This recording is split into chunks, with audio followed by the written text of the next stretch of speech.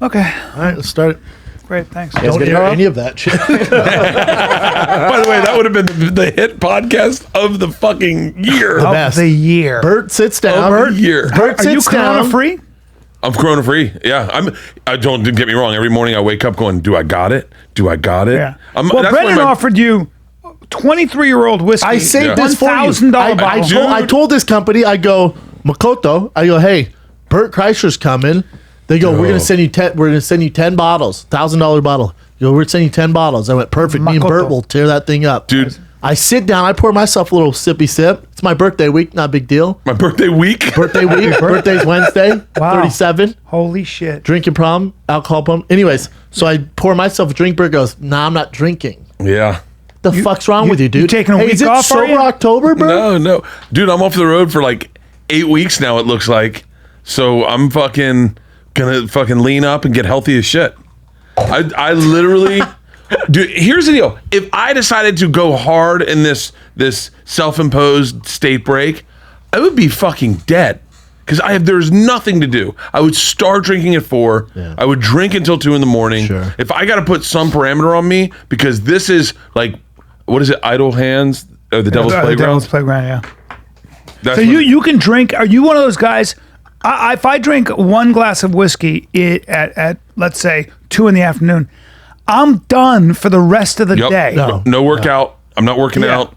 I'm definitely not driving. You can keep drinking though. Oh yeah. And feel good. And like for me, I've kind of found my parameters. If I drink when I'm on the road doing tours, if I drink after my shows, I can drink whenever bus leaves, go to the next day. If I don't drink during the day at all, I am 100% fucking perfect. Right. But man, those morning drinkings. Oh, that's a problem. It's a long day.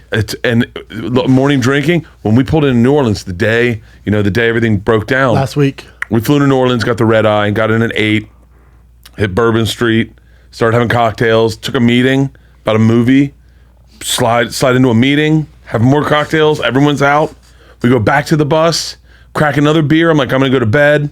I get a call from my agent. He's like, hey, we're not sure about that. Or no, my tour, my promoter comes in, says, hey, we should get on the phone and talk. Is that Live Nation or no? No, Jobu. Okay. It's a different type of thing. All right. And so we should get on the phone and talk. So all of a sudden I'm like, about what? And they're like, and I had the week before I was at Constitution Hall.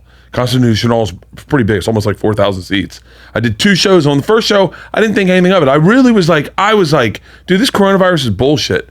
Second show, I heard some people coughing. And way too early to be coronavirus, but I heard people coughing. Yeah. And I thought, if that had been coronavirus, and there were no registered cases in DC at the time, but if it had been, I would have just spread it. I would have been. I walked off. I sat down with my guys. We poured a drink, and I was like, "This shit's gonna get serious very quickly."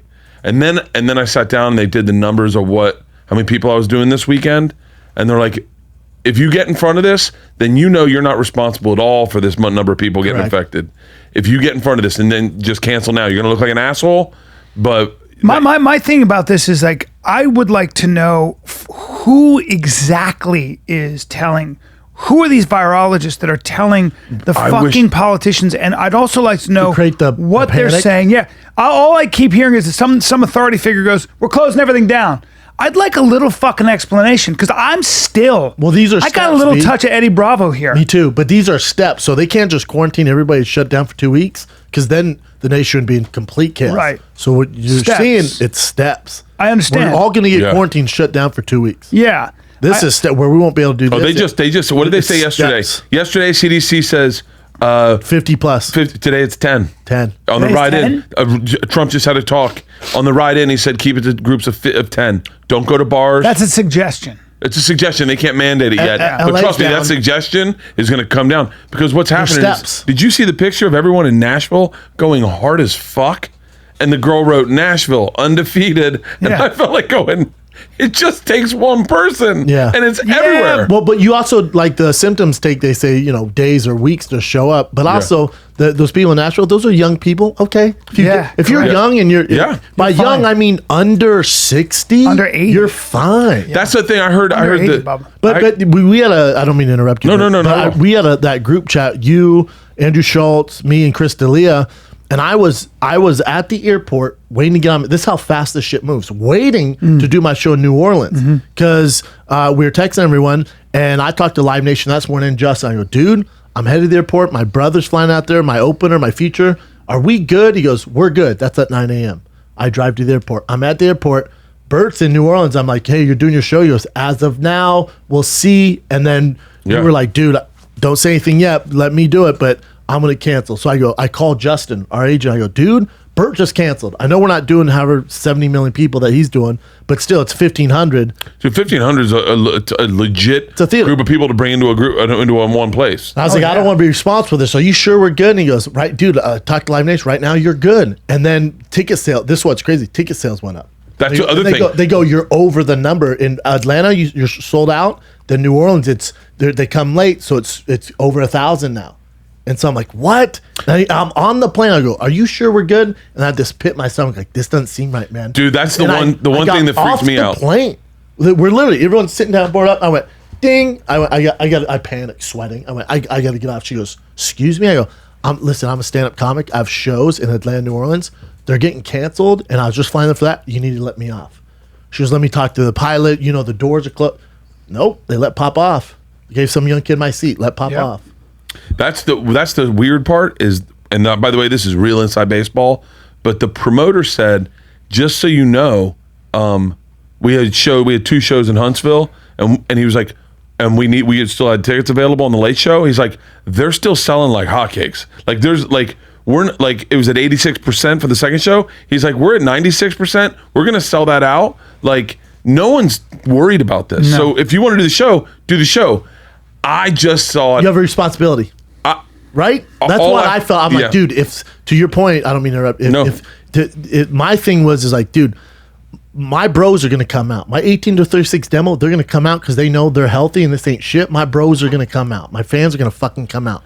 If somebody gets it there and it goes like that, and then they go home and it goes like that, they give it to their grandfather. Then I'm responsible. Yeah. I'm like, I just can't. This ain't good. Dude, take a sec. Next time you go into one of these theaters, look at the ushers and look how old they are. Oh, they're 100. All of them are. They're 100. And because I went into the theater that night and kind of looked around, I was really fucking deflated. But then I looked at all the ushers hanging out, and I was like, "Oh, there's not one of them under 60." Okay, but here's when you cancel. That's when I text I go, "Dude, Bert just." And by the way, I could have been wrong. I could still be very wrong. Explain to me why then, if we know that the statistics are how many people? Somebody said that it's like 50. Well, there's probably more. But they're all 80. Yeah, the minimum age of death is 81. So they're 80. So. But also, we don't know how many people have it. I understand, it's way more. But I just feel like, and a lot of this is we're learning about this. Yeah. But I don't understand why then the mandate is if you're an old person, stay inside. Is it because it's impossible to contain it and more? Well, I guess it's impossible not to catch it when you're an old person. Because, but if you're an old person and just the normal flu is around, you're fucked. Right. Yesterday, I go to the mall, right? Packed. Nobody gives a fuck. I go to the mall. Nobody gives a fuck. Outside so many people do not give a fuck. Outside Nordstrom's, the little table where there's that coffee, there's a table that probably sits 14 people. The knitting, old ladies and dudes knitting, they're probably all 80 to 90. Yeah. Didn't give a fuck. Right. I hope, I hope I am fucking so wrong. I hope people in New Orleans go, I'm never going to come see you again because you did that and you overreacted. I hope that's this. No, but I hope I'm overreacting. I hope that I'm overreacting. That's what a doctor, a friend of mine said.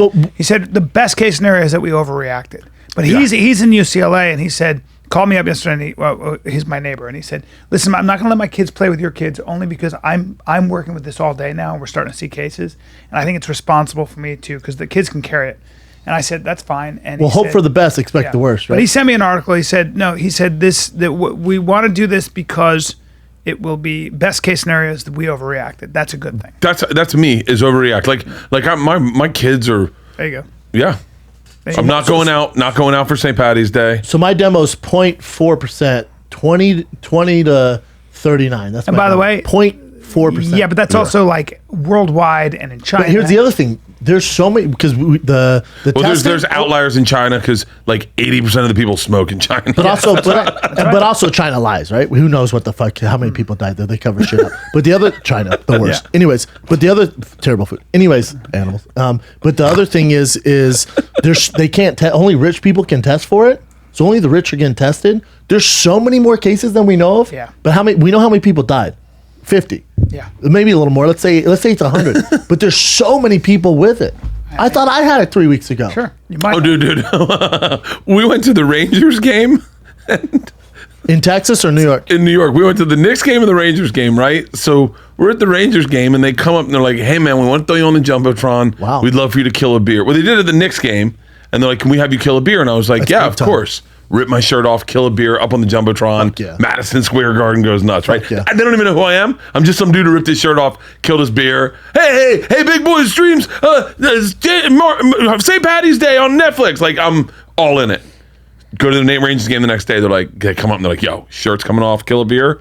And I've been instructed not to take my shirt off. So Well, who told you that? it's a long story. Oh, hell no. It's a long I love when you do story that. that I will tell you guys off camera. Oh, hell but no. It was Somebody we know? No. So I tell them, I go, I'm not taking my shirt off. And we're in a hockey match. It's cold. I go, I'll kill a beer. And they're like, great, we're coming to you. In 3, I go, I don't have a beer. And they're like, get one. And so my buddy Dave goes, hey, everyone, pour some beer in here. So everyone around me. Oh, well, that's not good at all. I'm like, guys, there's a coronavirus going around. Like, maybe we shouldn't all be sharing beers. And then they go, we're coming to you. They pass me the beer. I chug it. And I'm like, I just got coronavirus. definitely got corona. You did a shoey. Yeah, I did a New York shoey. shoey. I did a New York shoey. And so, I was, dude, in my brain, I wake up the next day, I go, oh, I'm getting it. I'm definitely getting it. But it's been now 2 weeks. I've never had a symptom, and I don't have a cough, and I ran 5 miles this morning. Hell yeah. But the thing is that this is why I pulled back drinking. You know, sometimes you ever listen to Rogan and you feel like he's talking to you? Like he'll be criticizing someone or something. Yep. And You you're think like, it's you? you're like, wait, is he talking about me? I know. He's talking to that coronavirus guy, and he's like, so who needs to be concerned? And he's like, the guy goes, you know, people with an unhealthy diet, people that are obese, you know, and Joe goes, people who drink a lot. And I'm going, is Joe talking about me? And then he goes, and people who unhealthy diet, don't really work out, they drink too much, they don't sleep enough. And I'm like, these are all things I've been texting with Joe. I'm not sleeping a lot. You work out all nonstop. One time he said this Rogan said this, he was talking to Ron White, and I never talked to him about this, but it was just such a weird thing. He goes like this, he goes, yeah, I mean, acting is so different than stand-up, and it forces you to compromise yourself. Brian Callen, my good friend Brian Callen, you know, auditioning. He said your name? He goes, auditioning ruined him. It just ruined him. And I'm like,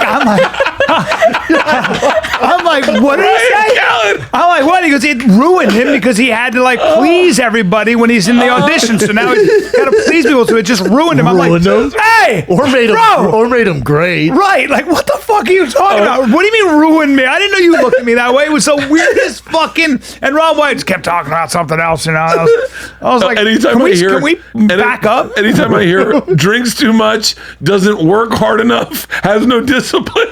Yeah. You have crazy discipline. But not the like. I don't have Rogan discipline. I have like good discipline for a guy who's like a high functioning alcoholic. Well, that's like Rogan one time when Nick you're right material. Nick DiPaolo looked at Rogan. We were young men, and he goes, look at him. Look at his forearms. He's like a ball of hate. I go, yeah. He goes, he's a veiny ball of hate. I go, yeah. And he goes, hey, Joe, when you don't work out, and before he could get that sentence out, Rogan goes, I've never not worked out. So your question is moot. Joe's just a different animal. He's always been the most intense person. He smokes weed. Okay, you guys met him.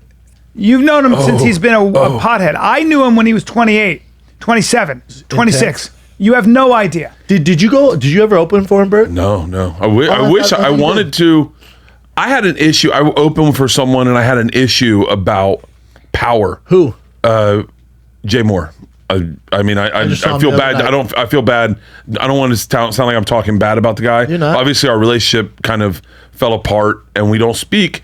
But the issue was, sometimes it was uneven, and it was more employee than friend. But we were friends, and it would just be fucked up at times, and it's ultimately what made us stop becoming friends. That's a big problem. It was, and it was unhealthy. I remember so many times I would say something thinking I was talking to my friend, and then it would turn out I was talking to my boss, and he would let me know, hey, you're talking to your boss right now. Oh, no, that's not the way and it I was works. like, I might that's a problem. And It's by a the huge way, problem. it's also like Derek and Hassan post on my feature. He goes, "You know why I always like fuck with you on tour, no matter what you do." I go, "What?" He goes, "Because you treat me as a peer." He goes, "I've opened for a ton of big names," and he goes, "They don't treat me like that. They make me carry their bags." What? Jay never made me carry his What? bag. Yeah, I've heard of that. I would I've heard never of that. do I've that heard of to that. somebody. I've heard of that. Talk to Bobby Lee about it. I've talked. That is so outrageous. I know need exactly to know. what we're I talking need to know about. who does that because I will. I mean, you carry my bags. What? What? Huh? So here's the thing with me. I train and I train hard and I train to fight. And when I fight, I like to turtle up. I do the Yoel Romero thing where I'll turtle up because I don't want to gas, right? Also known as boring. No, well, yeah, but I'll turtle up and then explode on you, right? Because I use my explosive power. Here's the thing, dude. Okay. I use my explosiveness. Now, here's the thing. What? What I do now is I can go full bore all day. Oh, wow. All night. Oh, wow. Okay, so Like a I'm Kenyan runner? I'm a Kenyan runner. I explode on you in round 1. talking about I'm in the still bedroom? exploding You're talking about round in the 5. bedroom? You're talking That about could be in the bedroom? could be in the cage, I could be on the explode. street. I explode everywhere. Now listen, the reason I can do that is why? Why, Brendan? Why? Don't smack my hand. Or the surf and turf, dude. I took some. I Order took the some- surf and I turf. took my beat elite. Dude, order the surf and turf I with a will, side of dude. beats. Dude, I trained with jiu-jitsu, I trained kung fu, I trained karate. I took my beat elite. That means I've got crazy stamina. Over 140 pro teams use beat elite. Okay, Wow. it extends endurance, improves energy and stamina. What is it? It promotes oxygen efficiency throughout the body. I need Can't some get right this- now, dude. Can't get this from eating beats. all right? No, you can't eat enough beats. No, it's basically beets have a certain chemical compound that oxygenate the blood. I used to just do beet water. I used to drain beets. I used to fucking juice beets so I'd get Really? the oxygen levels. But you can't do it, man. Do what Brian does. Take your game to the next level with Beat Elite by going to livehuman.com/fighter. Live Human. That's livehuman.com/fighter.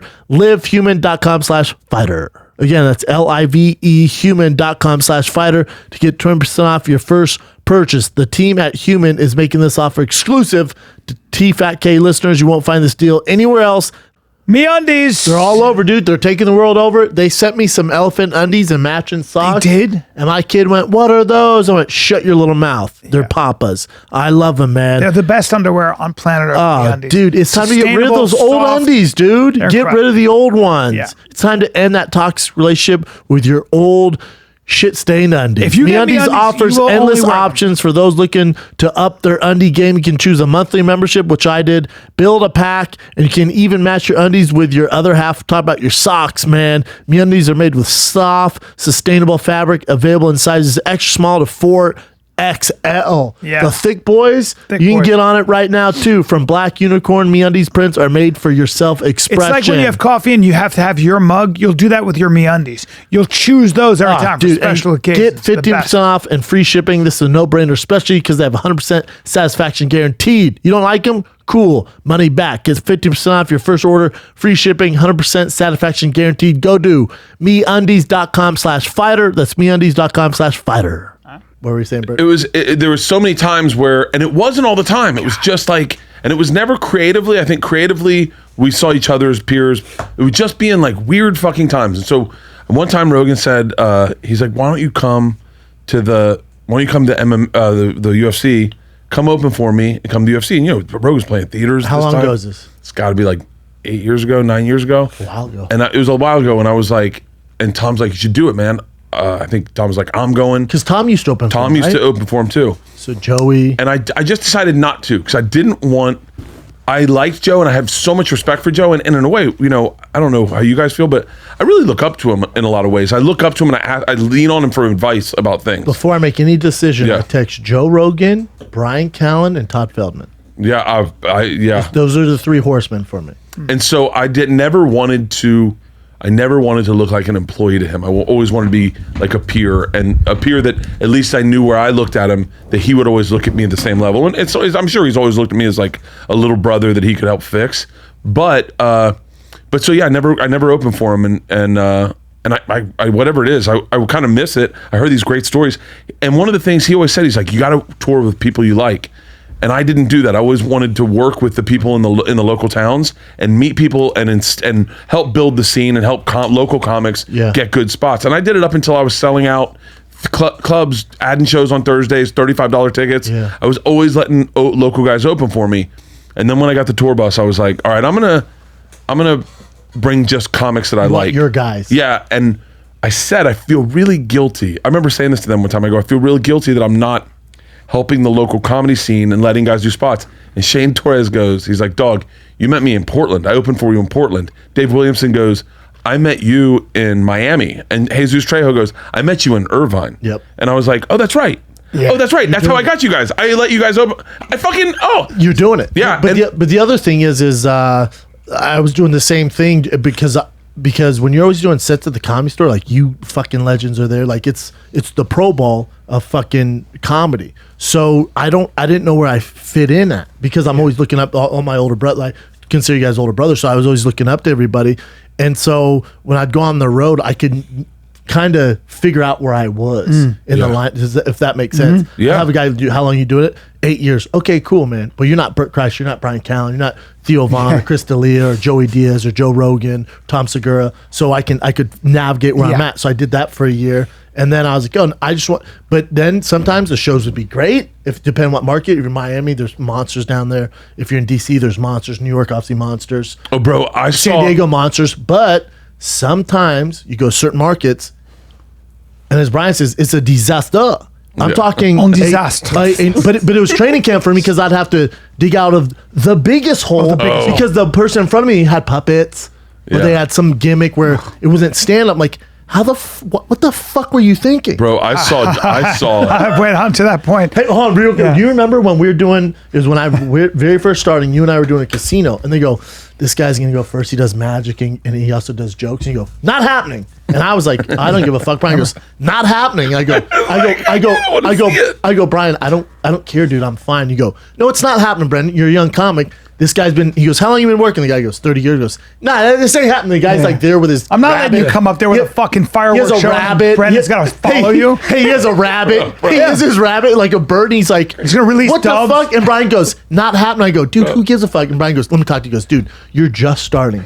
This guy's gonna go out. He's been doing it 3 years. He has tricks. Trust me, he has tricks. He's gonna go out there. He's gonna blow the roof off this fucking local place, and then you have to follow it. It ain't happening." And I was like, "What?" Now I'm like, "Oh, thank God for Brian." So wait, hold on 1 second. You ready for this? You remember that guy? Yes, I do. I'm opening for Louis C.K. in West Palm. This is how long ago? 15 years ago. 15 years ago, I'm opening for Louis C.K. It's Sunday night, and it's a dead fucking room. I'm out at the bar, and they got a book of hypnosis tricks, right? Where you go, okay, I want you to think of an animal. Think of a color. Think of and I'm doing it to the bar staff, and it's working. And so I'm just fucking around on stage, and so I bring the book on stage with me, and I do some comedy, and then I do one of these things. I go with a book. I go, okay, I want everyone to think of a number. Oh my Think God. of a color. Think of a state. Think of a car. Now think of an animal. Are you guys thinking about an elephant? And everyone's like, we're fucking thinking of elephants. We're thinking of elephants. And I go, is that not crazy? My name's Bert Kreischer. Put your hands together for your headliner, Louis C.K. Louis gets on stage, goes, hand me the fucking book. I guess we're doing tricks tonight. Oh, yeah. Grabs the book, and he's like, I guess we're not doing comedy. Oh, no. All right, everyone think of a color. I sat on stage, and I was like, I think I might have fucked up. Yeah. Did he come backstage like, dude, what the fuck? He's like, why would you bring a fucking book on stage? He goes, I had to do fucking 5 minutes of fucking mind tricks to get him to do jokes. Chris Angel over here. One thing I don't do is recommend anybody who I haven't seen, and I have done that before, and it resulted in disaster. This one guy, strange cat, nice guy, but not a comic, and kept saying, I want to do stand up. Let me. I'm getting into it. Can you help me out? I want to open up. And you're the nice. You know me. I'm a nice guy. I'm a nice guy. So I'm like, I say to my one buddy, I go, is he funny? He goes, he's funny, man. I mean, he's funny. I go, yeah, but comedy's a different thing. He goes, it makes me laugh. I go, have you seen it perform? He goes, no, but I hear good things. And I go, you're in. I go, Brian's in. Yeah. So I go, all right, I put him on. And it's a local show, but it's like they're comics, and then I'm gonna. Well, I didn't get there in time. I get there, yeah, and while he was performing, my friends are looking at me like this.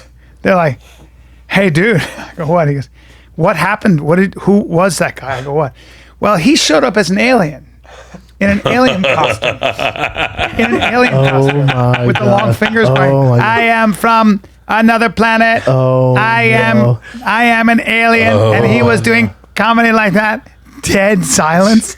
And wouldn't get off the stage for way too long. And they were lighting him, but did no lighting because he's not a comic, so he couldn't see it. He doesn't know the light. Because he can't see through the mesh eyes. And I said to him, "So, alien, huh? You dressed up like an alien, but you didn't tell me." He goes, "Yeah, dude, they didn't really get it.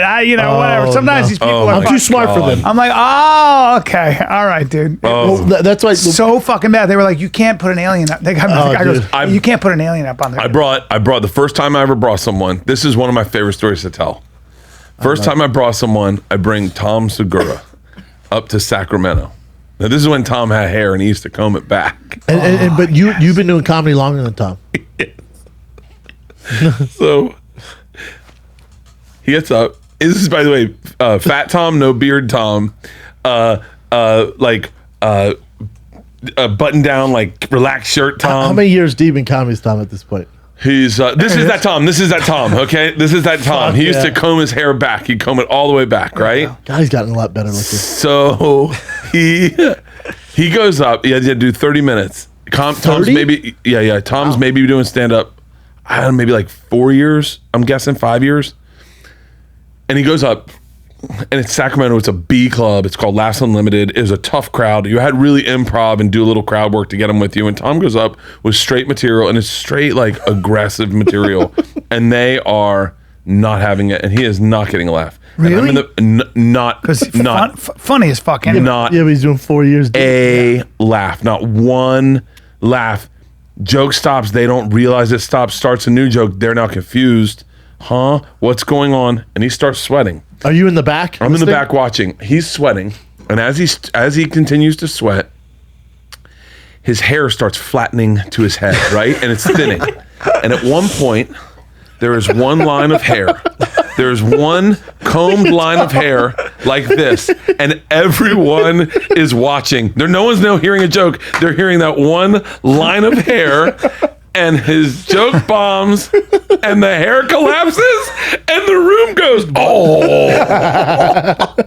He gets off soaking wet, and he goes, that didn't go good. And I was like, I know. Oh, my God. I was like, maybe don't open. He had like this really aggressive rape joke, I think. I go, maybe don't open with the rape joke. And he was like, you think? Dude, I've seen him bomb so fucking. We did one time, we did Hawaii together, right? And they go, be clean, whatever you can do. How long be ago clean. is this?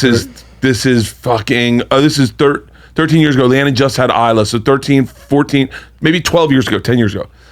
So we do Hawaii. The person we're supposed to go with canceled at the last minute. Tom's good friends with Russell Peters. He goes, let's see if we can get Russell. He's a big international act. They book Russell. It's me, Tom, and Russell Peters. We're having a great time. Wow. We're doing fun things. We go to one of the shooting things, and the guy and Russell, we go, Russell, you want to go? And he goes, I think I'm going to go shopping today. And we're like, okay. So Tom and I take the girls, and we go there, and the first thing the guy says is, we've got one rule here on Pearl Harbor. If it's brown and it moves, you shoot it. And we're like, good thing we didn't invite Russell. Wow.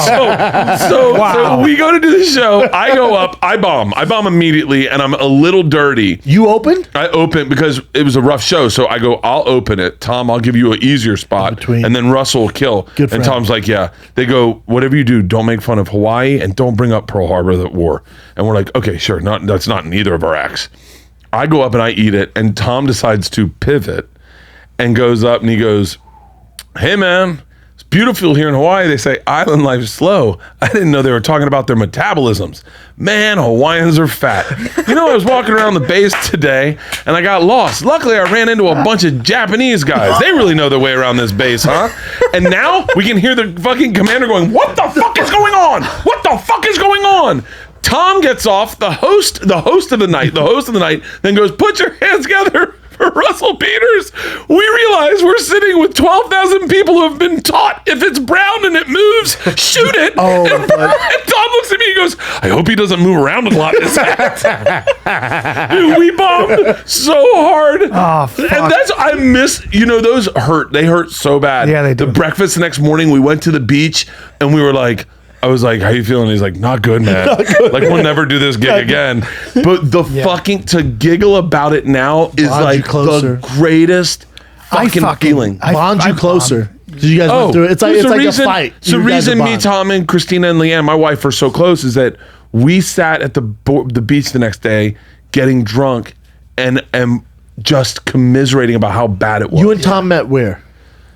We met. I was opening for Jay Moore, and we were Brea, and he was in the thing. How long ago, Bert? It's got before I had kids, so 16 years, maybe 17 years. I walk in, Tom's watching the FSU game, and Jay wasn't having a good day. Tom was watching the FSU. He just wasn't having a good day. All right. And so Tom's watching the FSU game. I went to FSU. I walk in, and I go, hey, man, FSU? And he goes, yeah. You fan? And I said, I went to FSU. And he goes, it's my favorite team. I go, hey, I'm Bert. And he goes, I'm Tom. Jay walks in and he goes, the fuck are you guys watching? And Tom goes, the FSU game. I got $100 on it. And Jay looks at me and goes, you're the host. You make $50 a night and you have $100 on this fucking game? Because you're a fucking idiot, and walks out. I look at Tom. I go, hey, welcome to the tour. And we've been best friends ever since. I love it. I don't get why you and Tom don't tour together. It's like, why not do a two bears, one cave? What the fuck it is? Why not do a tour like that? Like, that would sell like a. Crazy. You guys are both two of the biggest comics in the world. That would sell like fucking hotcakes. I think ultimately, honestly, I mean, not to like show how the sausage is made. Money. No, not money at all. Oh, really?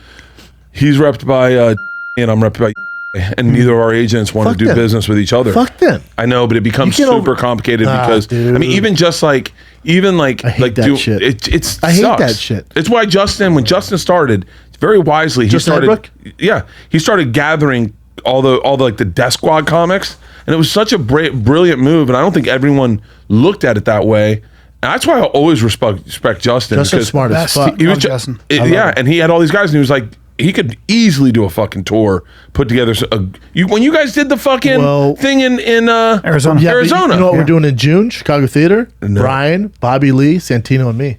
And we're doing 3 big cities. Yep. That's going to be so much fun. You have no idea. To me, like everyone makes money. You know, it's always about money. I don't give a fuck about any of that. How fun would it be if you, Tom, D'Elia, Rogan, Brian, me, all host that motherfucker? There's no ego for me. I don't give a flying fuck. Dude, I'm the newcomer. I'll host it. I don't care if I make money. I would pay you. You'll murder. You'll do 20 minutes and you'll. How fun would it be? You could go back to that same market a week later. Correct. Yeah. But the thing is, again, you're with your agent. I'm with my agent. We're the same agent. But it's like boxing. These promoters get in it and it prevents greatness from happening. It really. I don't get it because we have the control. I know. If I call my agent and I went, hey man, I want to do Bert, Tom, D'Elia, Brian, Santino, and D'Elia, and he's like, dude, the only problem I don't really want to work with him. I'd be like, fuck you. But the only problem is everybody has different draws, so then the money gets split up differently, right? That's the problem. Hold on, this is my thing with all that. Doing one of those like white collar comedy tours, which which they did back in the day with Ron White and fucking all the boys. You got to put money to the side and realize it's bigger than that. Yeah. You know, like it's bigger than that. I have a prediction. You're doing it for the game. I have a prediction that what's going to happen, what's going on with this thing, we're all pulling down dates for right now 30 days and then waiting to see where we're at.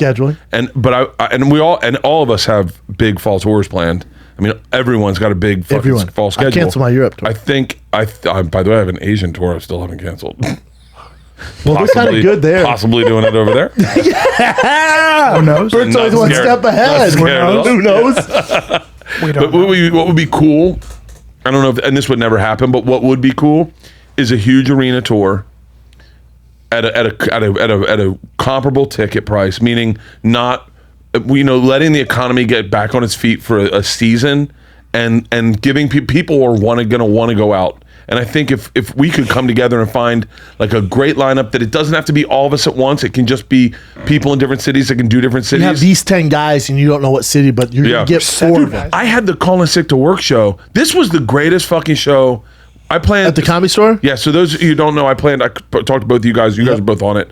I planned to call in sick to work show. I probably bad branding with the coronavirus going around, but maybe I want to rethink the branding. I used to do it on the road all the time. It was awesome. I would go into a city. I'd do radio at 8 a.m. I'd drink all morning. At 10 a.m. I'd hop out. I'd go straight to the club. Bar doors would open at 9.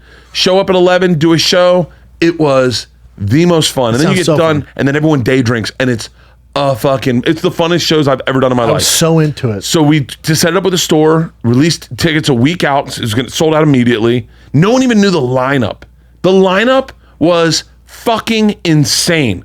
Burr, Jim Jeffries, U2, Sebastian Maniscalco, Joe Coy, Tom Segura, Norm Macdonald. Norm Macdonald still texting me going, bro, are we still doing this show? I mean, it was, and that's, by the way, Whitney Cummings, Chris D'Elia. It was this most insane fucking lineup. And that, in my head, I get excited to be on those shows.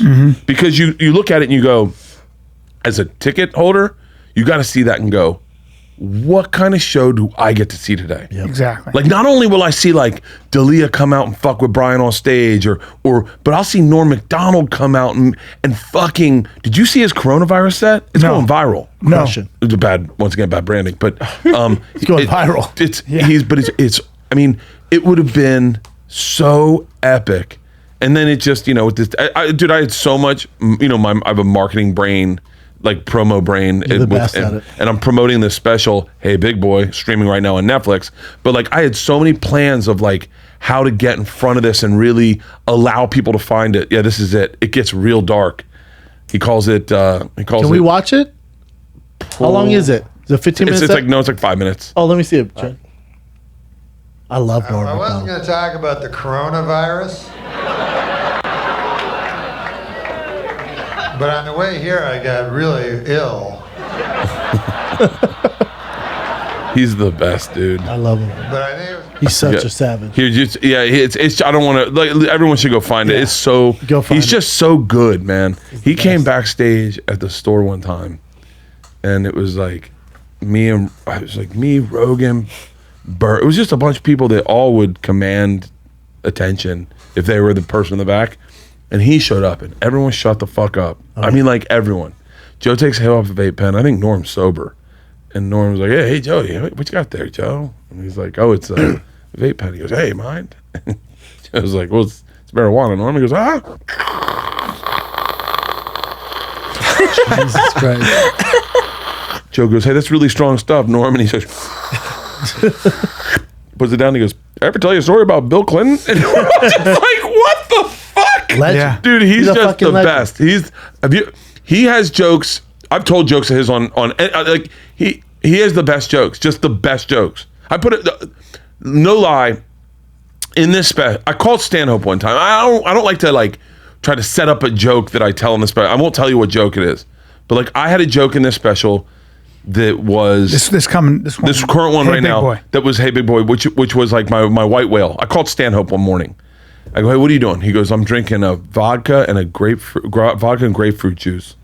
I'm just trying to think of goofs. And I went, nice. I go, what do you mean goofs? He goes, I don't know.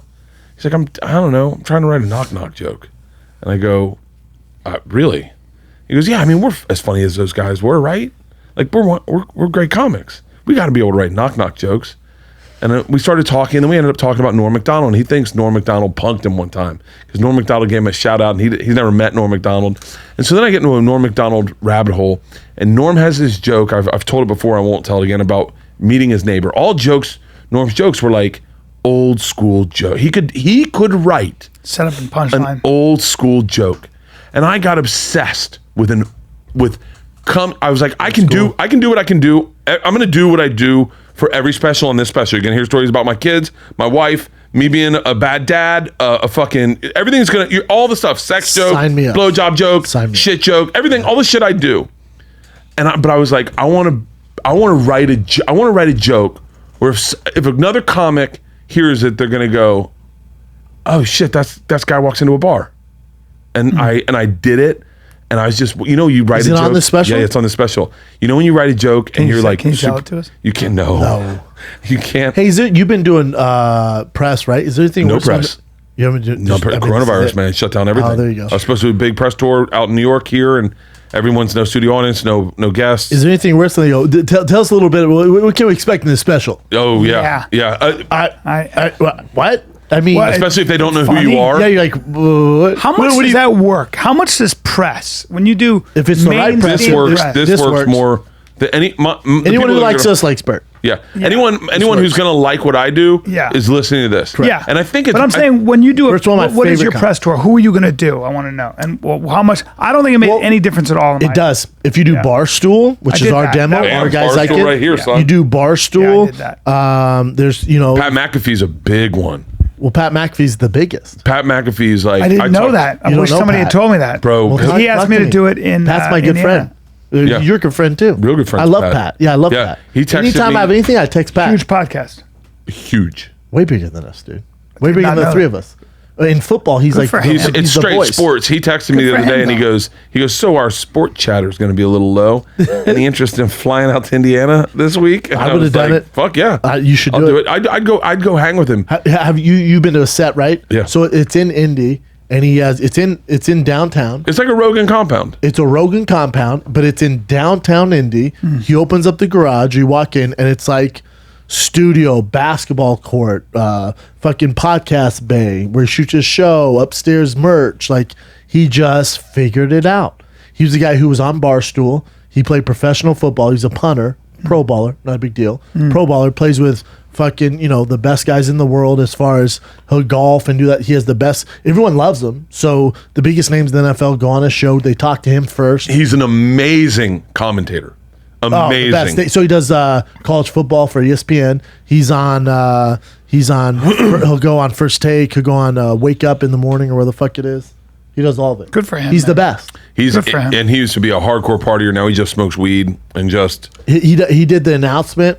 Did you see that for the Pelicans? For the Pelicans, and changed the game. He's an interesting He's a guy. He funny does, guy.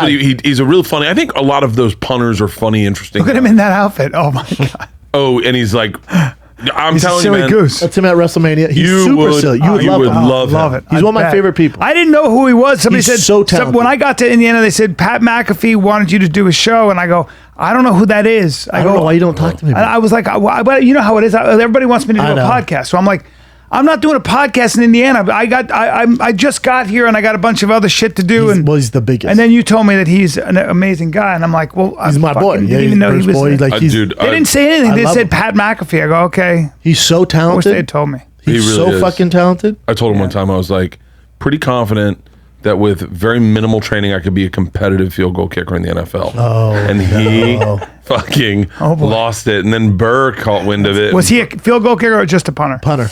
Punter, but he can Pro kick baller. field goals too. Pro baller, though. It's about explosivity. Explain to me what a punter, what makes a good punter, and what the responsibility is. Explosivity. The punters, they can control, Where the ball goes. Yes. So okay. Distance, height, So- also height. So you don't want Pick up, streams. pull so in- your guys can get down there and get Pat the guy. McAfee kicks soccer ball 125 miles per. Pat McAfee kicks soccer ball, and it should come up. He was a freak. Really? Yeah. Big kid? That's good. Yeah, just see Thick. what this is. No. This one, world's fastest shot? Yeah. No.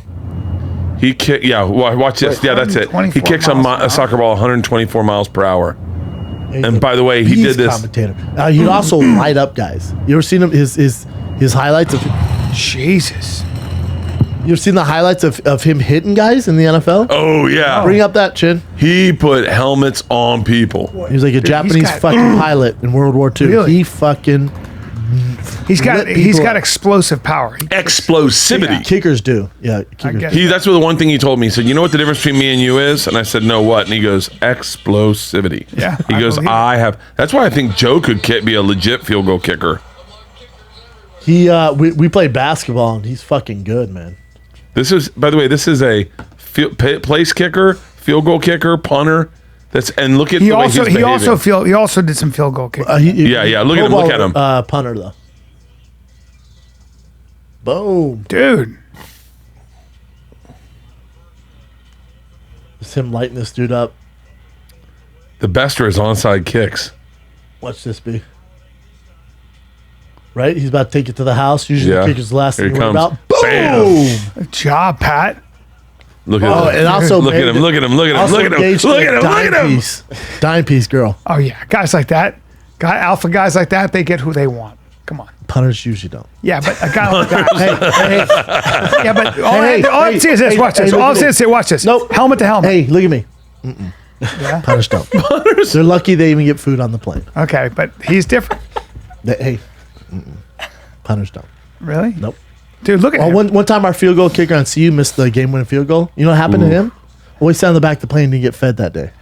Yeah. They don't go through the same shit we go through. Now, Pat's different. He's different. Because he's Pat. Look at Watch this. Watch this. Here Look we at go. this. Look at this. That's him laying out. Now, Yeah. that guy still scored, but Yeah. still. The not a great highlight. Like, hey, here's Dude, a go good for the guy with the block. ball. Here's a good block. I think punter has got to be the funnest job because there's Look at this. Usually it's the gayest, but it's super important. yeah he was not scared to But here's the thing, B. He's us. He's cut from the same cloth, Yeah. but he was a really good punter. He had a Still stand, goose. so he does stand up. That's- he yeah. used to. He really his very first. He's so stupid. His very first time. look at him walking like Conor His very McGregor. first time doing stand up. Well, he shot a special in front of 3,000 people because he has a huge following. All right, yeah. He goes, "I have a special, Brendan." I go, "What?" He goes, "Yeah." Was his first time doing stand-up? He goes, "I released it on the YouTube, and you know what? It's not bad because all it is it's locker room jokes. Sure. It's just his locker room experience. There's a lot of guys I think Here I he would is throwing a ball. Here he Yeah. is fucking quarterbacking for a touchdown. Well, but you got to realize there's a lot of guys. I would have been in that the guy, but NFL selling boats. Who played There's a other lot of guys in positions. the NFL and college. Look at this field onside Who kick. in the locker rooms? You got to realize it's all roasting. Of It's course it is. roasting. I noticed that. So football players, I noticed more than quick. any other fucking athlete, are the most socially adept and also the funniest because they're always around each other. It's a team sport. They're always fucking with each other. So the football players I know, You bond. Exactly, but they also have high social intelligence, great senses of humor, totally can fuck with you. Like the minute you see they them, make they're fun of themselves. yeah, Like, but they're self-deprecating. Like Mark Sanchez, funny dude, just The best. fucking around. Like Mark's the all best. these guys, yeah. Anytime you meet Matt these Barnes. guys, You know Matt Barnes. Matt Barnes is great. Mark NBA guy. Sanchez is gorgeous. He's that piece. yeah, He is. You know he what? is And he's gorgeous. pretty funny.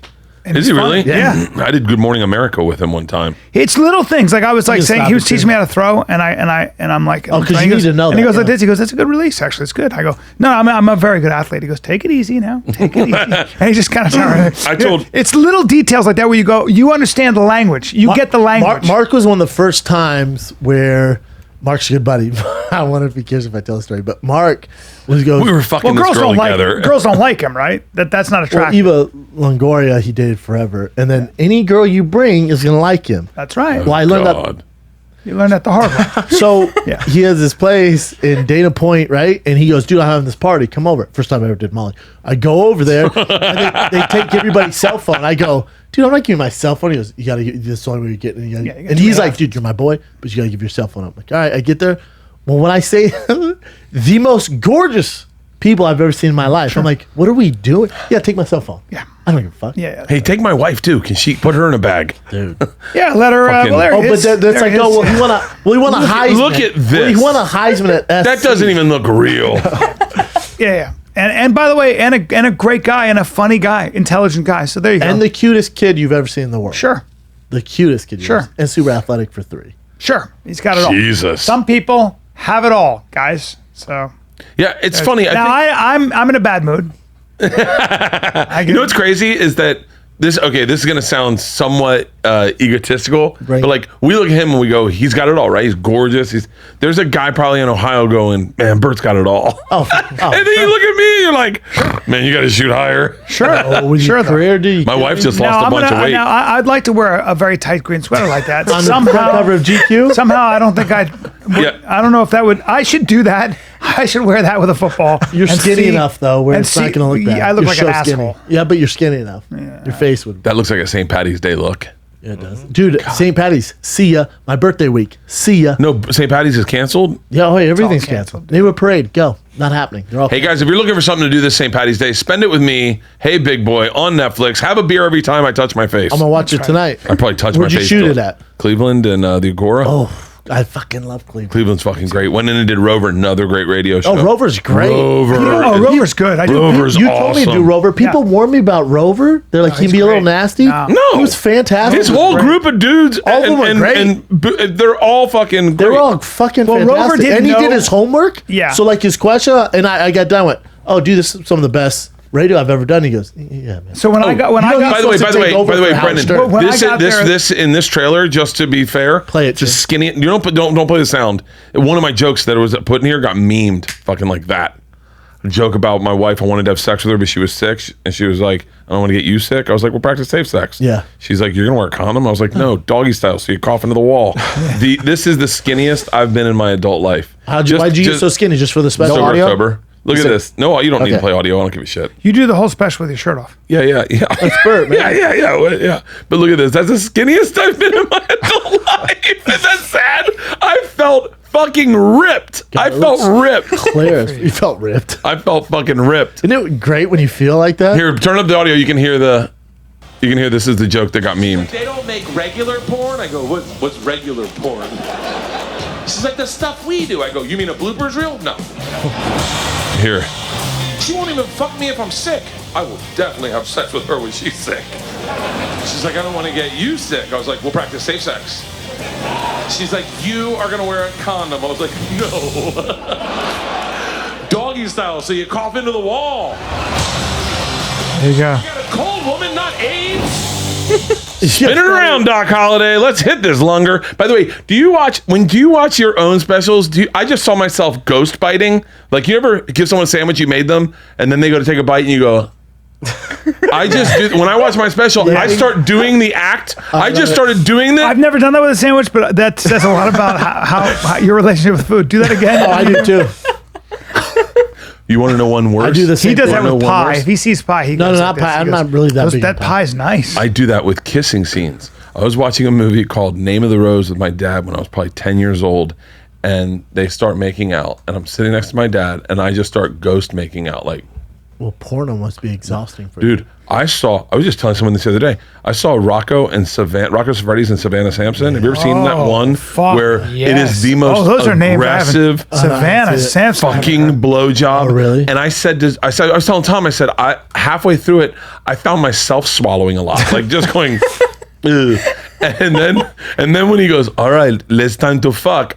Both me and her looked at each other in the eyes. She's in the porn, and I'm here. I'm going, we haven't even fucked yet. There she God, is. she's a dime. She's a fucking Yeah, I saw her pussy. I knew her a little bit. Oh, yeah? Did you take her for a spin? Test drive? I did not, but I did not. But I did know her, and he was, I think, broke her in. The legend is Yes. he broke her in, Yes. and they did that. They did. I just told Tom this the other day. They did the crazy face, fucking, Oh, yeah? And he goes like this, and I guess then she. I Broke her into the biz. He did some stuff. No, to keep her. going. Yeah, It's And aggressive, then bro. As he, If you- after this he isn't even porn. Oh, I don't like that. after he came, he just went. He went, good. Now you are in porn. Oh, wow. Now Welcome. Savannah is actually somebody who I found to be not only quite normal and put together, but also she had like a real estate business. She was a lot A of vineyard. Yeah, vineyard. She had a fucking vineyard. She's a businesswoman. She had a wine. Yeah. My bus driver, Ron, is pitching to me.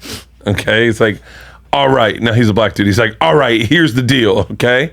One of your promos, you get Christy Mack out here and you short a porn with me fucking Christy Mack. And I was like, okay, how's that going to benefit me as a promo? And he goes, oh, just like, what a good guy you are that you paid her salary hell no. to fuck me. And I I don't think that's how it works, Ron. I don't think we Though, just dude. fly her out. Yeah. He's like, you got to ask. You gotta ask, dog. Shoot or shoot. Hey, do you? Is your Starbucks bit on this special? That's the one I was talking about. Yeah.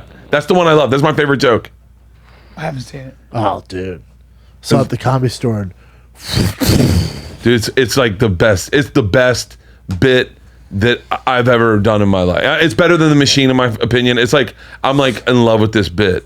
And by the way, I it's so funny because I took it and I not to like get way too inside baseball, but I wanted it to be early. I'm a big fan of Dave Chappelle's kicker in the pussy joke, and more importantly, I'm a fan of where he placed that joke because he just got me early. He got me early. that's what you have to do, right? Yeah. Because Netflix, I spoke with them. They were saying at 28 minutes, people shut off. So a lot of people save all their best shit at the end.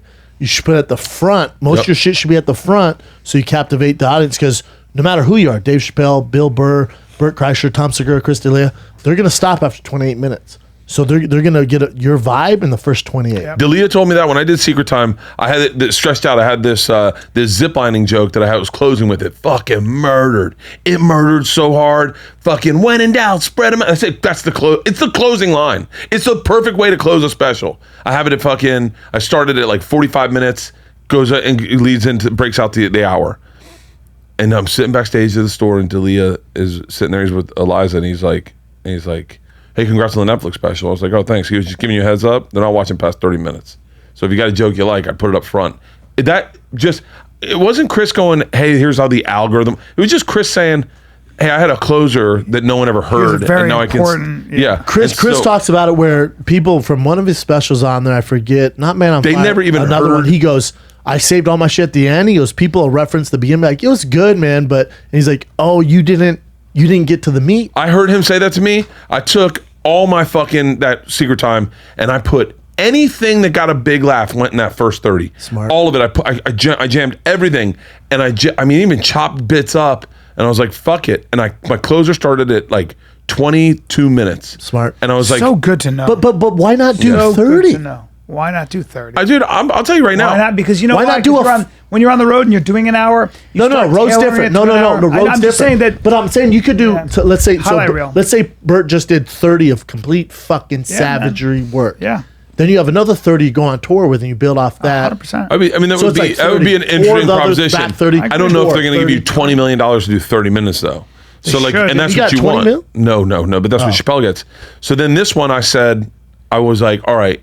So I'm gonna take what murders, throw it up front. But then I was like, I was having a hard time following that Starbucks bit because it was just getting just a huge applause. And so then, but what was cool, and I would say this to every comic, is take your closer, throw it up, put that as your first joke, the challenge. and you will watch that the rest of your shit learns how to step its game up. That's what You Louis just start CK going was like, saying. you start seeing weaknesses in everything Every real quick. director said it too. Like Quentin Tarantino said that the Christopher Walken scene with Dennis Hopper in True Romance, it's the best scenes ever written. It's the perfect scene, and I think it's the greatest scene in motion picture history. It's so fucking good. You know the scene I'm talking about, where Christopher Walken is mafia guy. Yes. in True You know what? I'll take that cigarette. and he said that scene was unfortunately placed.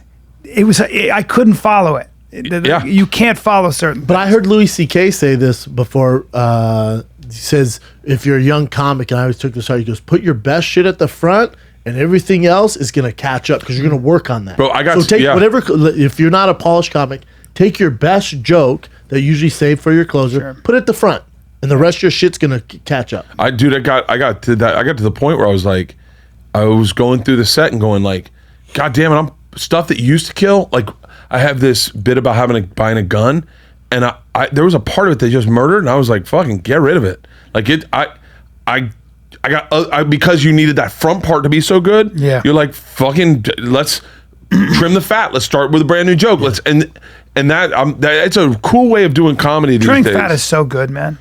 You don't realize how much fat there is, even as you keep coming. What special is this for you? This is my fourth. I did Comfortably Done with Comedy Central in 2009. I did The Machine, which no one saw on Showtime, but I had the Machine story in it, and it went viral. And then because of that, I did Secret Time. Then they bought The Machine. The Machine's on Netflix. Secret Time's on Netflix. And then Hey Big Boy will be my fourth. Right. And then I gotta be honest with you. You know what I think would be cool? I don't know if this is gonna be possible, but I would love to like transition to what I'm doing into a sitcom at some point. Like maybe like I'll do one more special. Careful. And then all the stuff that you write, put it in a sitcom. Careful. And just live in LA. Fucking do the road. Don't tour as aggressive. I'm touring fucking aggressive. That's awesome. Talking about Brian But you'll be waking You're not up. gonna be able to do both. Yeah, you'll be up at 5:30 You're not gonna be able in to the do morning, both. and you'll work You're not 12 gonna be able to- hours, and then you won't do stand up. Especially a producer. You'll take 9 off. Best case scenario. You want the best case scenario? Yeah. You'll take 9 months off, and you'll have a week off every 3 weeks, and you'll have a week off. Now, And you want to miss go all on your the road, then podcasts. go ahead. Never mind. You'll be late all the I'm out. time. I'm out. I Take love- that I back. love Take the that back. Take I that love back. when people Roundabout. say this because they have no idea. I have no what it's idea. like to be I thought I just showed up on Friday. Oh, and by the way, add to that. You like these? Great kicks. Not bad, right? really good. They got a boxing vibe with Now, the heel. now I've already seen them. keep this in mind. came and said- I want you to do your I want you to do your TV show. I want you to drive. Now, where do you live? Great. I know where you Sherman live. Oaks. I know exactly where you live. Now, let's just say it shoots. God help you if it's just down in Manhattan Beach or down Manhattan in Beach? Culver City. No one shoots oh, in sure, Manhattan. sure. A lot of No. studios. Yes. No. Yes. What's in Manhattan? Yes. CSI. Any of those 1 hours. A lot of them. But it doesn't matter. Listen, know. could be in Valencia. Either way. You enjoy that because that's going to be a good drive. Now, I need you to wake up at, I know, Let's do 4. 4:45 needs you to Yep. get up. I need you out the door at 5:15. Now, listen up. You'll be in makeup. You also have to do your podcast and keep writing your stand-up. But as other people he'd are be the writer of the monsters- show. Huh? It was his show. It's his producer writer. Oh, you wanted to be a writer on it. Hit him with it. This baby. is even man. better. Yeah. I'm working so on then my we'll, next hey, hour, I'll tell you what, everybody. Bert, we'll see you never. We'll see you never until 9 the show months. goes away. Dude, That's what happened. fuck that shit. Not 9 months because he's writing. He's got to come up with the other episodes for the Oh, I next know. season. Hey, Take 5 years off your stand up, and we'll all get way and then better. come back. And then come back. Come back. Didn't School get canceled? Well, so school didn't get canceled, but we didn't shoot the final episode. We shot 21 episodes. We are not shooting the 22nd episode because of the coronavirus. You want some shit? But No. listen, and I love my cast. I love my show. I have a great time. I'm not in any way saying this. I'm saying people don't realize how much work it is. Ask him. Then I got to come do the fucking podcast, and I'm late. Late I can't every make day. it. I can't make it. It's so Tired. stressful. And then I'm trying to do Yeah. stand up at night. Never mind. I like what I'm doing right now. Yeah. I'm in Dude, the, I'm in remember- the sweet remember- zone you don't right know. now. Well, I remember love when you're touring. doing the Travel Channel shit? Oh, Do fuck that, Bert. that. When you have the kind of, if you're able to make the kind of money you're making and do what you're doing as a comic, I don't think there's any better job in the world. None. It's the greatest thing in Bert's the world. crushing. So The other just thing know is- that if it ain't broke, don't fix You know what's it. funny Yeah. is our mutual friend goes, he was, I was on Mark Norman. Goes, dude, Yeah. dude, I was on the road with Bert. He goes, I had to leave after 3 weeks. He was like, he goes, I literally had to go home. I go, because they were talking about who'd be the funnest to go on the road with. And I go, I feel like me and Bert get along. I feel like it'd be great. He goes, dude, yeah, I think he said 2 weeks. He goes, after 2 weeks, I was 2 like, weeks in Europe. oh, I can't. And Mark drinks all the time. He goes, I Yeah. can't. He was like, He's- he goes, I had to go home.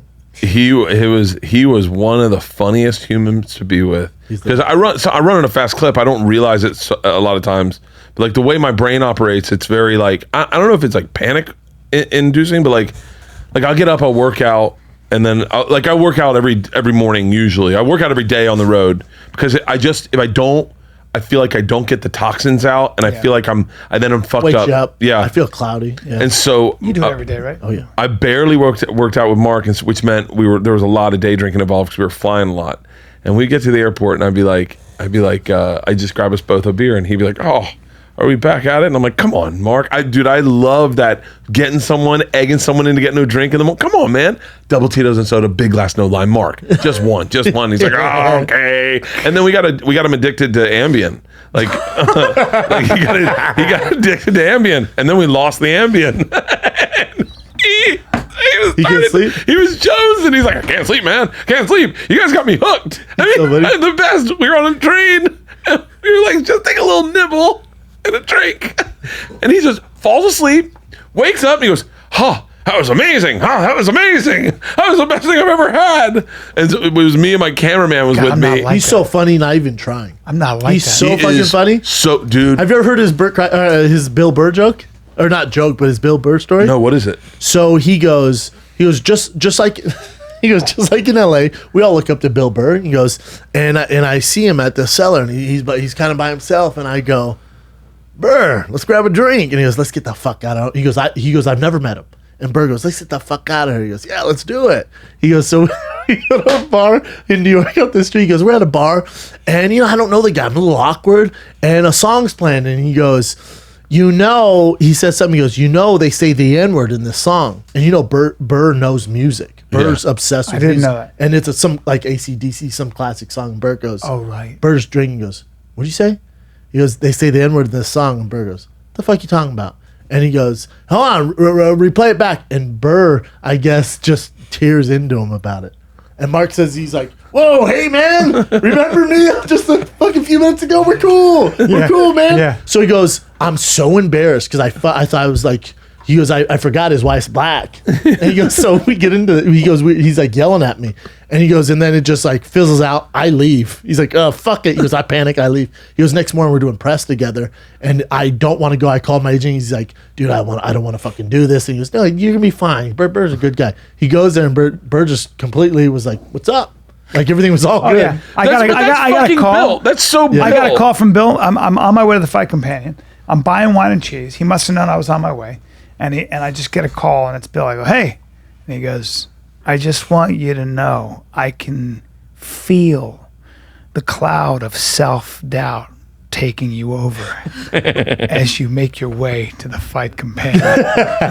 Make sure you say a bunch of dumb shit. I'll be listening. I was like, you motherfucker. We get in the He's the car. only guy that scares me at the comedy store. the greatest. He's never done anything to me. He's just like, He'll call you out. it's like a legend walking through. You're like, oh god, He is, to me. he's intimidating. I think he's the best comic working. Oh, Him or I just think Chappelle. he's incredible. Depend what you like. Yeah, I love him too. Or Louis C.K.'s new. we one. went to an I gotta XFL game together, and he goes, What are you guys doing? You went to the What what? do you have nothing to he, do? He called me. He goes, you want to go to an XFL game? I was like, fuck yeah. So I go. You to guys this- close? Yeah, really close. I didn't know that. Yeah, we have a podcast together, Bill Bert. Of course. So we go watched down to the XFL game, and I'm super gregarious. Like I love meeting fans. Like if a fan recognizes me, I get excited also, and I love taking Same pictures. And so that is not Bill Burr. Bill Burr, when some guy goes, hey man, I don't want to be that guy, then Bill goes, then don't, and walk away. So I'm getting recognized, and people aren't recognizing Bill because he's got a hoodie on and a hat on. Trying to hide. And no, he's not trying to hide. The sun was really bad. He didn't want to burn. He put sunscreen all over, Yeah. so he's got a hoodie and a hat on, and he's eating a pizza, and we're walking through, and people are like, the machine. I'm like, what's up? And they're like, oh, dude, I'm a big fan of oh, fuck, it's Bill Burr. And he's like, how you doing? Stops. Yeah. And so at one point, Bird leans over and he goes, hey, stop matching their energy. Because you're getting more excited than they are, which is making this turn into a frenzy. Yes, it is. He goes, just say, hey, how you doing? And on. keep walking. And I went, oh, okay. Dude, I love Bill. He's one of the funniest. My favorite Bill Burr story is, this is how quick his brain works, right? I'm certain this isn't a bit of his. But we're driving in a car one day, and I see a van, old conversion van. I go, and you know, Bill loves nostalgia, like old things. He's old school, yeah. So I go, Bill, remember how cool those were when we were kids? How great conversion vans were with the captain seats? He's like, yeah. I go, whatever happened to them? He goes, it's a branding issue. He's not writing a joke. He goes, it's a branding issue. I said, it's a branding issue? He goes, yeah. A couple guys rape a couple kids in some vans, and now you can't drive a van around. Then he goes, Bert, same thing happened with rollerblades. They were fun for a summer. Next thing you know, a couple gay guys wear them, can't wear rollerblades. He's not trying to be funny. No, just being But rude. the thing I like about Bill is Bill will find a part of you that's funny that you don't know is funny. Yeah. And then he'll point it out and he'll enjoy it. So like we go to lunch one day. If I see someone who I don't think speaks English, I will say the English word like 4 times, like napkins, napkins, napkins, napkins, napkins, napkins. Like just, I don't know why Make I sure do they it. get it. Yeah, and Bill's like, he gets it, man. Napkins. I go, hot sauce, hot sauce, hot sauce, hot sauce, hot sauce. And so then we're at this bar with this chicken restaurant, and then they come and they go, are you done with everything? And I guess I went like this. I go, yeah, I'm done. Oh, wow. And Bill's going, who the fuck do you think you are? Archduke Ferdinand? Yeah, I'm done. But I don't even realize I do it. I just go, oh yeah, I'm done. He'll correct you too. I remember we were having a conversation with him back at the comedy store, and he said something. I go, Oh, yeah, he'll correct the fuck out oh, of you. dude, because I went, yeah, it's like people sign up to buy a pit bull, like you're gonna deal with pit bull problems. He goes, it's any dog. Just don't say pit bulls, but it's any dog. I went, yeah, any dog. Yeah, all right. How about you wearing your jumpsuit? He goes, you look like a mechanic from a musical. But You he look like stuck a up for gay- me. Yeah. Because I wear a jumpsuit like Chappelle wears, but I wore it before special came out. And I wore it, and I love jumpsuits. So I wore it from John Varvatos, and I wear it, and everyone's kind of clowning on me. And, Tony Hinchcliffe, Rogan, everyone. Yeah. And then Burr walks in, I was like, oh, man, this is the worst. and he says his line, right? You look like a mechanic from a musical. And then Rogan, the boys jumped on me, and Bert stuck up for me. And I was like, oh, fuck yeah, dude. Yeah. He said something like, oh, if you could fucking get away with it, you'd wear that shit. So he looks fucking fine. I was like, yeah, Bert. Once he co-signed, I'm like, yeah, shut your fucking mouth. Dude, he's an interesting, like, and he would not like hearing this, but he's a very sensitive, interesting, thoughtful guy who really cares about people. Yes. Like, he would not like hearing me say that. No, he is, though. But he really genuinely is. Him and Rogan are the reason I'm where I am today. And I'm like I said about a million things. I could pinpoint different times in my career where Joe kind of pointed me in the right direction. Number one is him telling me I had to tell the machine on stage. Oh, wow. Him doing I told her on his podcast, and he said, this is one of the greatest stories I've ever heard. He goes, you got to tell it on stage. I said, it's not a stage story. He goes, no, it is now. From now on, I wish I could get the audio of this. I'm sure I'm inflating it in my head. Someone's going to find He goes, from now on, he is only to be known as the machine. And when he goes on stage, shout the machine until he tells it. I went to Columbus that weekend, and they were shouting the machine. And I was like, guys. It's not this is the beginning of the cult of Death Squad. Remember the early stages? Wow. I'm like, guys, I'm not going to tell it. And this kid in the front row goes, dead serious. You know, Columbus is like a big hotbed for podcasts. Yeah. Kid in the front row goes, hey, Bert, man, tell it. We understand it's not going to be funny, right, guys? Like, but you got to work on it if it's going to get good. Oh, wow. And I went, what the fuck kind of community I'm involved in? Wow. That's number one. Number two, Rogan calls me one time. I'm riding fucking motorcycles through rice paddies in Vietnam, high as fucking drunk, right? I mean, I'm doing Travel Channel, I'm on my flip flops, just, and Rogan calls and he goes, what are you doing? I said, I'm drunk as fuck, it's high, and I'm running motorcycles through rice paddies in Vietnam. And he just starts laughing and he goes, this is who you are. Fuck Travel Channel. This is who you are. And if you're not talking about this on stage, you are wasting your talents as an artist. Fuck Travel Channel. Get away from it. Come back to stand up. I was like, he's right. Yeah. And then my wife called and she was like, what? You are not the machine. You're a father of two. Get the fuck off that motorcycle. Yeah. And then cut to, I'm doing my last season of I did Bert Conqueror, reboot of Bert Conqueror. I've been on Travel Channel for 9 years. I'm backstage with Burr and Rogan. I walk in, and I guess, I don't know if I said something. What year, TV, this is 5 years ago. Okay. 5 years ago. Probably almost exactly. And I don't know if I said something TV-ish, about like, I don't know what I said, but he goes, Rogan just, in like I can't keep it in anymore. Him and Burr go, hey man, your show sucks. I go, huh? And they're like, what are you, like a TV star? Is that what you want to be? Like a Travel Channel host? Yeah. Like the way they said it was like, it's true. They're like, you're better than that. You know that, right? And I was like, guys. I was like, guys, I got a family. And Burr just goes, what's your nut? And I go, what? And he goes, how much money do you need to make a year to pay your bills? Tell me the number. And I was like, and I told them the number. Number was low at the time, I assume. My number is the exact same number we today. We don't really buy a ton of shit, but it's still a big number. Yeah. And Burr and Rogan, they're like, yeah, you can get that from podcasting. And I remember them being like, hey, focus on your podcast. We'll help you get guests. We'll all be on your podcast. They're like, and then you can get monetized for your podcast. And I tell you can make that from podcasting and stand up. They're like, get the fuck away from Travel Channel. 100%. When those two dudes fucking Rogan's been saying that to me from day one. He's been saying, fuck acting, just do stand up. And podcast. Of course I never listened. And podcast. Yeah, and podcast. Problem is now, I never listened. Then you get a TV show. And then I just sold another show. And then I think I sold another show. And the problem is that no, I'm not bragging. The problem is that when you're trying not to do something, that's when they want you. You get trapped into this thing and you have to kind of go, you have to sit back and go, I'm a comic first and foremost. But you also love other acting, stuff. You came out here to act. Like, you're an actor. I know, but I like stand-up more. Stand-up is so much fun. That's the problem. Stand-up. And we don't have it right now. Never goes away. We don't have. Spots at the Comedy Store. Like I was saying this on Below the Bell on Showtime. I was saying how I think I took it for granted because I was on the road for like 12 weeks in a row. I was like, God, I need a fucking break. Then Corona comes and you can't do it. It's like, I'm going fucking crazy. Oh, yeah. I'm going crazy. Now everything. Is it true that all the restaurants are closed and the bars? LA County. LA. We're in Santa Monica, so the restaurant across the street and the okay, shop so we're still everything's closed. How about Venice? Well, for dine-in, you can take out and I gotta pee. They took the break.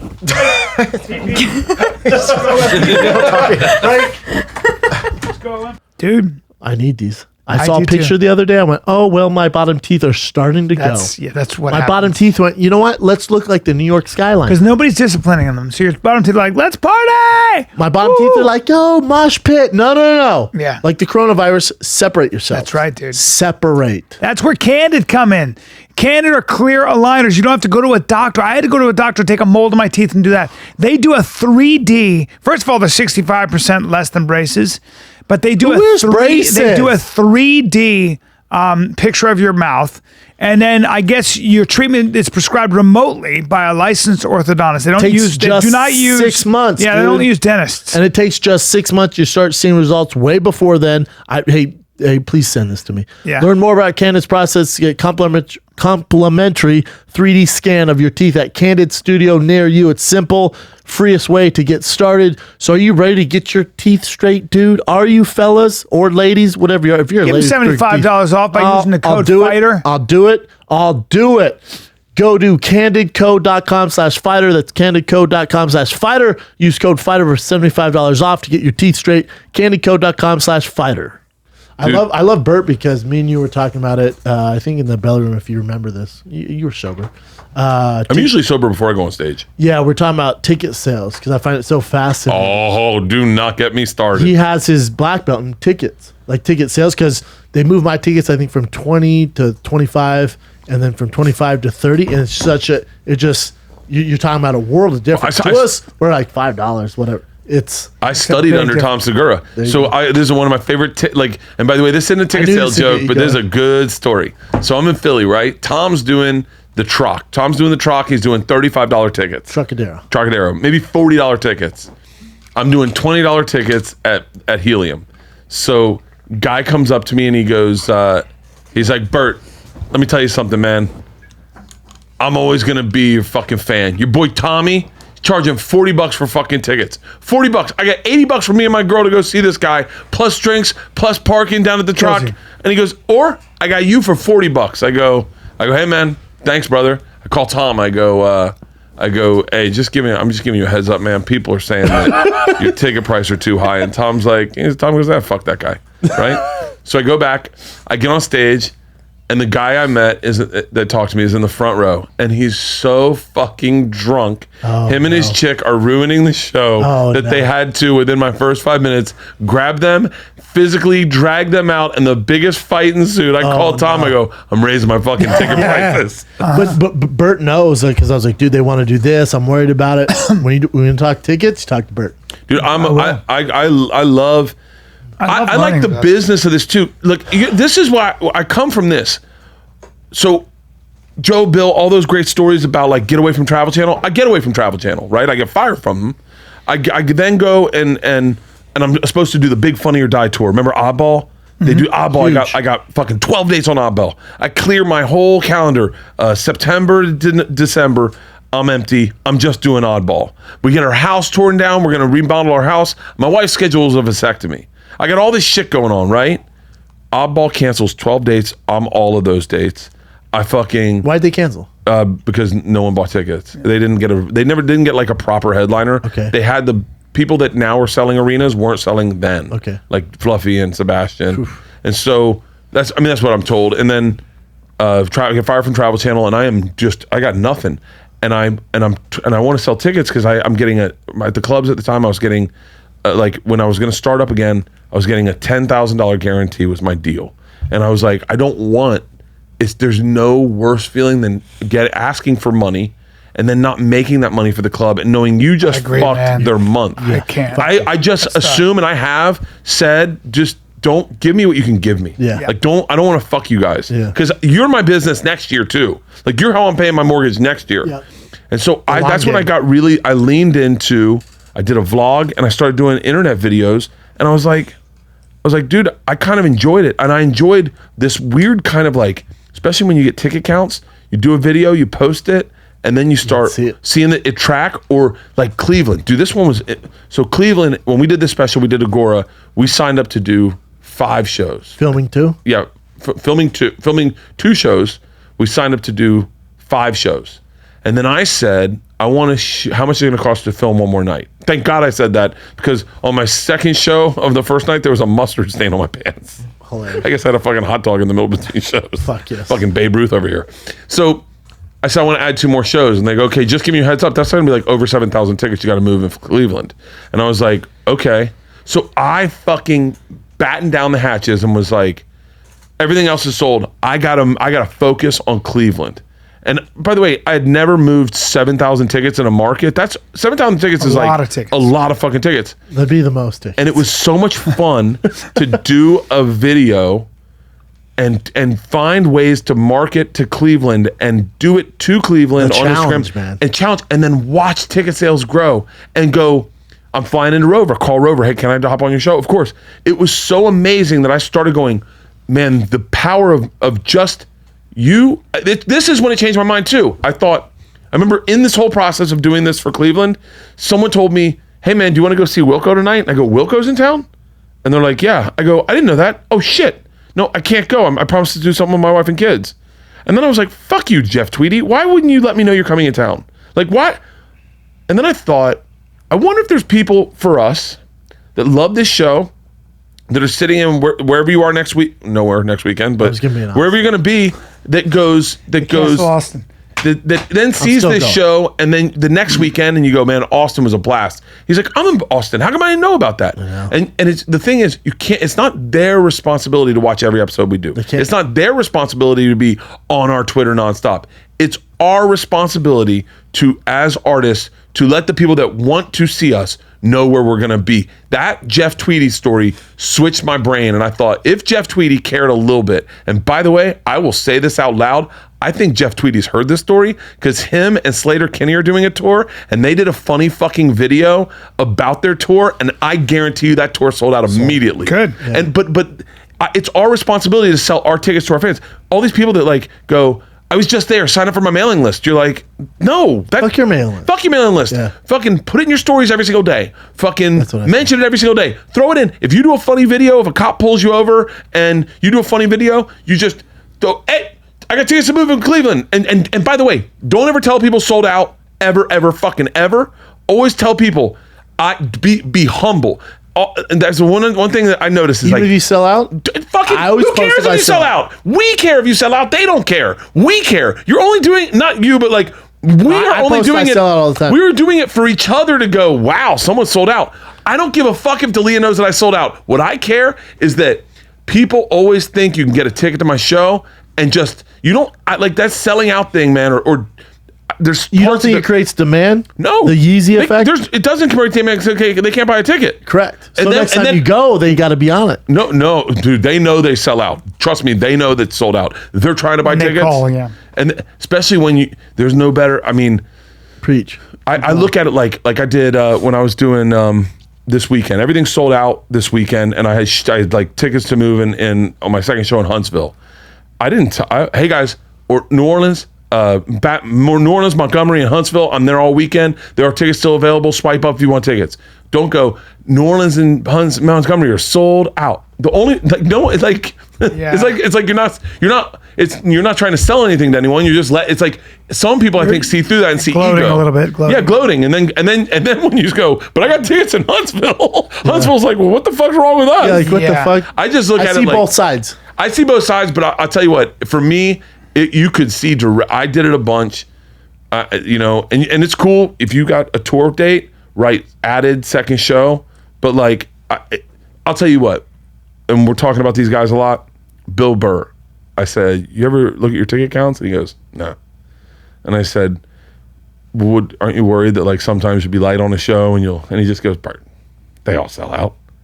And I went, I want to be that guy. But I want to be that guy. But that's Bill Burr, 30 years deep in the game. Yeah. So if you ask Bill Burr, you ask Joe Rogan, you ask Chappelle, you look at ticket sales, you go, no. First of all, so much of this is a result of the internet. Yeah. And he's come along now during social media. And you're younger than me, but me and you remember? Do you remember? Dude, I remember when the big boys weren't selling out. I remember when the big boys were relying always on local media. I was there. And I also remember when there was no such thing really as theater acts and stadium acts. Never. There was never. Everybody was doing clubs because it's just the way it was. It was, yeah. So that now this new. By the way, the fact that the Comedy Store, because of podcasts, has become so huge. Well, infamous. Again, it was nothing. Legendary. It was where people didn't want to go, and so you got to realize this has too, changed so much in the past. But still, it's changed. Great. It's changed. But you talking to Justin the other day, they've canceled over $7 million just in March alone in comedy gigs and live touring. $7 million in March alone, all the acts. $7 million. Here's what's crazy about this: 0.07% of all comics in the world can sell tickets. 0.07. 0.07. That's amazing. Out of all the comics can sell tickets. Selling tickets means selling a weekend at a club. Theater acts, you're 0.001 where you're at. It's different level. Yeah. But even to that. Yeah, Justin tells me that all the time. Whenever But we don't know.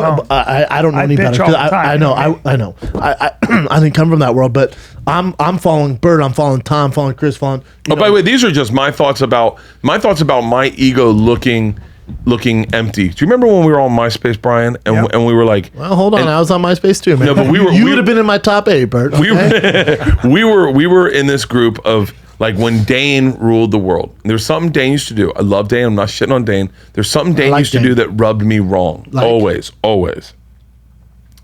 Hey guys, Dane Cook here. I got a big secret to tell you guys. I'm not going to tell you today. I can't tell you yet, but I got a big secret coming tomorrow. You guys hear this? You guys are going to lose your mind. I felt like going like... That shit worked, though. But yeah, it did. But it always rubbed me wrong because I was like, hey, man, this is your ego talking. Like, this is kind of gross. How so? Because I don't... What was his secret? I never tuned in to find out.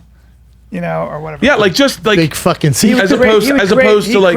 He created a pandemonium. He created all the shit I'm doing. He created all this. He created the whole fucking game. And you said, hold my bear... And then ran with it. No, I don't know if I was that close. But what I will say, not even remotely. Get but I will out say of that like. No, Dane was a pioneer. I'll tell you what. I'll tell you what was more effective for me than the I got a big secret things. And I'd say I'm saying this. Don't say big secret though ever again. I would say my dad calling me and going, buddy, do you know a guy named Dane Cook?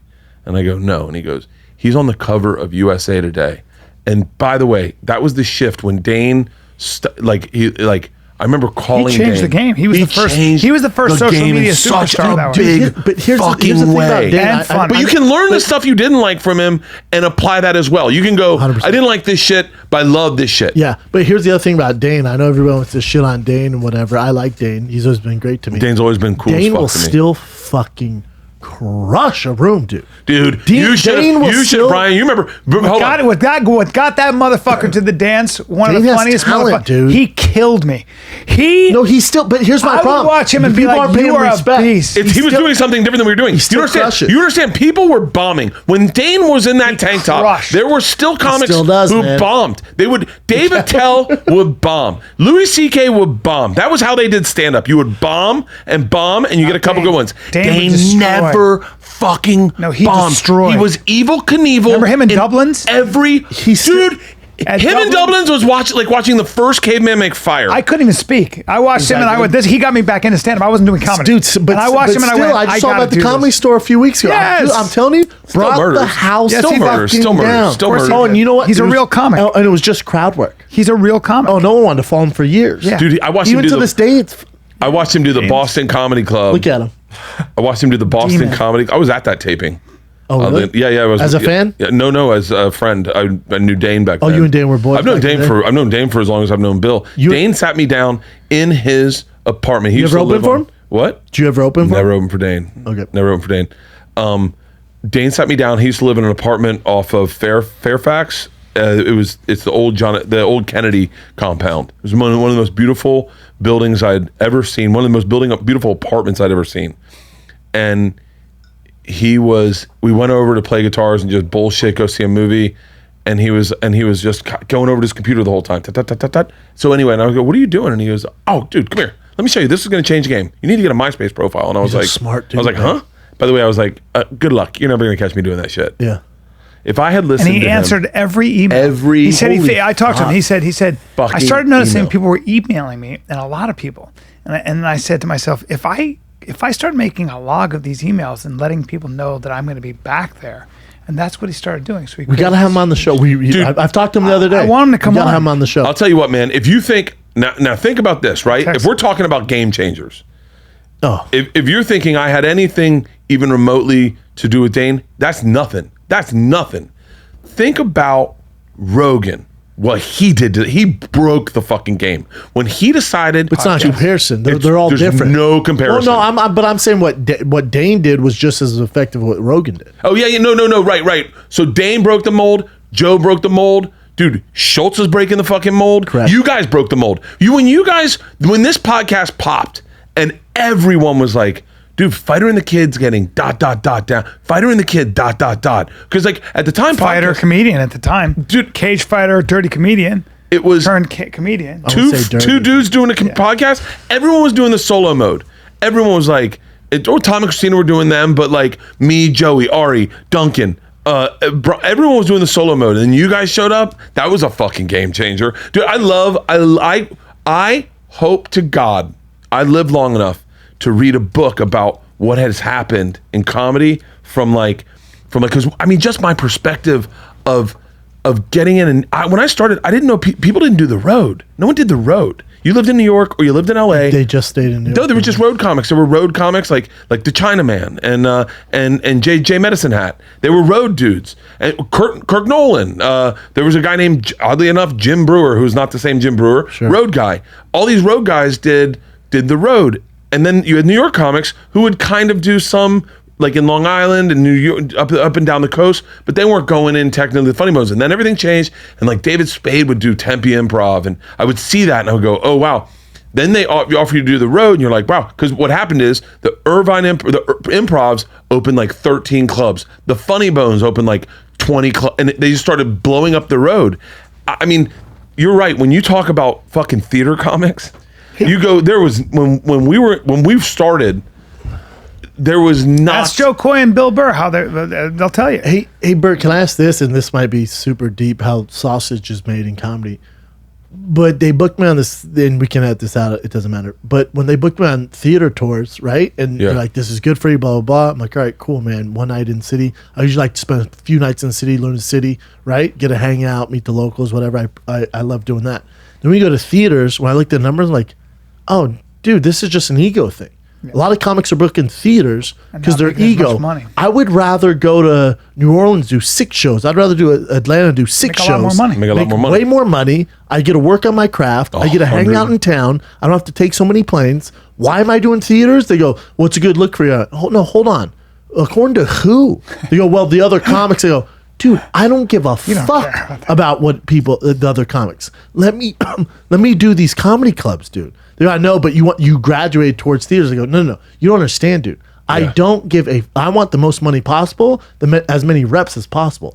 That's what I want to do. I fought with my reps so hard. How do you make my question for you, because till you sounds like a motherfucker. This is really inside baseball, but I'll explain how it works. Please do, because I don't get how comics can go into one, unless you're Joe Rogan, Chappelle, how can you fly in for one night in Atlanta, New Orleans, and make the same money that you'd make if you did 5 or 6 shows? Go. So you do your first theater run, they offer it to you, and they say, just so you know, you're going to take a hit. And I say, okay, why am I doing this? Yes. And they go, because it's a good footprint. It's what you want to be seen. If you can make the leap to theaters, it says a lot for you in the business of television and movies, is that you made the jump to theaters, because it's really hard to get this guy who knows us as club comics for our whole entire careers. These guys right here have been following us for 9 fucking years. Right when first time we did Rogan, they were like, oh, I like that guy. I'm gonna go check out Fighter and the Kid. Oh, now they're my guys. Right? They've been coming to the clubs. Columbus Funny Bone. Fucking Dayton Funny Bone, Toledo Funny Bone, Miami Improv, Tampa Improv, Helium, fucking all these clubs. If you can make the leap to theaters, you then say, I don't just have someone that'll come to see me in clubs and is a fan of the club. I have people that will make the move to theaters with me. So when I go to theaters, they will actually, it's like a different ticket buy for them to like go to the theater. I know it sounds crazy, but that's what they say. So then I go, well, I don't really give a fuck about that. I love clubs. I'm a club comic. And they're like, trust me. They said, trust me. My dad said, fuck them. They don't know what they're talking about. He was like, dude, stay in the clubs. You're making great money in the clubs. So then you make the leap to theaters and you go on sale. Dude, I'll be very candid. Tom's reps were like, you're making a big fucking mistake. You can't fill theaters. Because it's a weird thing. It's a transition. And it's a weird transition where you're like, hold on, I can go this market and sell whatever 14 to 2,000 tickets. You put me in a theater, I can sell 900. Well, it's like I can it's sell. Like, well, it's a transition. If you can sell 3,500 Chicago theater. You could do Chicago 3 weekends in a row. If you can sell 3,700 tickets in Chicago in one night, you can do literally a month's residency in Chicago, and you would sell every single show out. Why? Because you're talking about a club holds 1,200 people, 1,300 people, but if you're going to move 1,300 people in a night, as opposed to over the weekend, it's a different muscle. So how do you make money? So let's use the Wilbur as an example. I think it's a very safe example. I hope everyone's comfortable with me. I'm going to do, since I said people like numbers. Since I said an imaginary number, I'll keep it at imaginary numbers. Wink, wink. So you go into Wilbur and you do one show. You've got to pay for the curtain. You got to pay 1,200, 1,400 people. It's 11. I think it's 1,100 people. $20 tickets. The first time I went in, did a $20 ticket, which is a very doable ticket in Boston. But it's Saturday night. They give you good placement. Saturday night, you got to. I remember getting the breakdowns. It's 19. I'm pretty close. I'm pretty close on. I can almost tell you the size of any fucking venue right now. Admission, 1,200. And so, I get the breakdown, and you got to rent security guards. You got to rent the curtain. I remember you had to rent so the curtain. Expensive. You had to rent. Theaters are so expensive. You had to pay for the staffing of everyone. You had to pay for rental of the lights. You had to pay for the rental of the mic stand. Like you had to pay for everything because. And just so fans know, to interrupt. Just so fans know, when you go to a comedy club, that's all covered. That's all covered. You don't pay for. You're not renting the place. None of that. You're paying for your talent. You're paying for everything because. And 2 drink minimum. Yeah, because theaters have no drink minimum. Otherwise, they would just stay dark and they wouldn't lose any money. Okay. But if you're going to go in and you're going to say, I'm going to do this, so then you do the first show and you're like, great. By the way, I'm not great on numbers, but maybe you walk with like $12,000. Okay. Sell out 12 grand. Yeah, sell out. And so I remember I did that one show and then I was like, wow. I went in the next time I did 2 shows at the Wilbur and I was like, cool. Once again, the numbers aren't accurate. 24 grand. I just remember 12 grand being the number. For Friday and Saturday. No, for not great. No, for one night. One night, 2 shows. And I was like, great, I'll walk with 24 grand. And I'm like, this makes no sense. 24. Then I get my check and it's astronomically higher. And I go, whoa, what happened? And they said, well, you already rented everything. So that second show, that's all your money. Oh. And you went, oh. That's right. Okay. So then we go to do the theater tour and we announce it. I think we announce it like 2 months out. Everyone texts me. Tom's reps are like, horrible idea. You're not a theater act. You're never going to be a theater act. Why are Tom's reps texting you? Because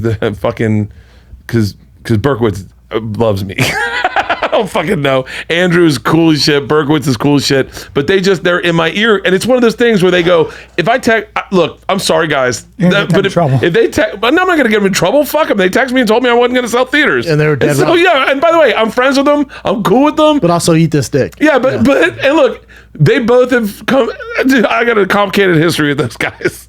So they text me and they're like, hey man, I don't think this is a good fit. You're not doing the right clubs. You're not doing the right theaters. It's going to be a hard ticket sell to sell. I don't think you're doing the right theaters. And so I'm like, fuck, now I'm nervous. I'm in my head. They want that because if I don't sell theaters, I'm leaving my agents. I'm going right to them. And they know deep down, oh, he can sell fucking tickets in theaters. I pray to God something goes wrong on that day so that I can get this client. So I'm sure they're playing that game.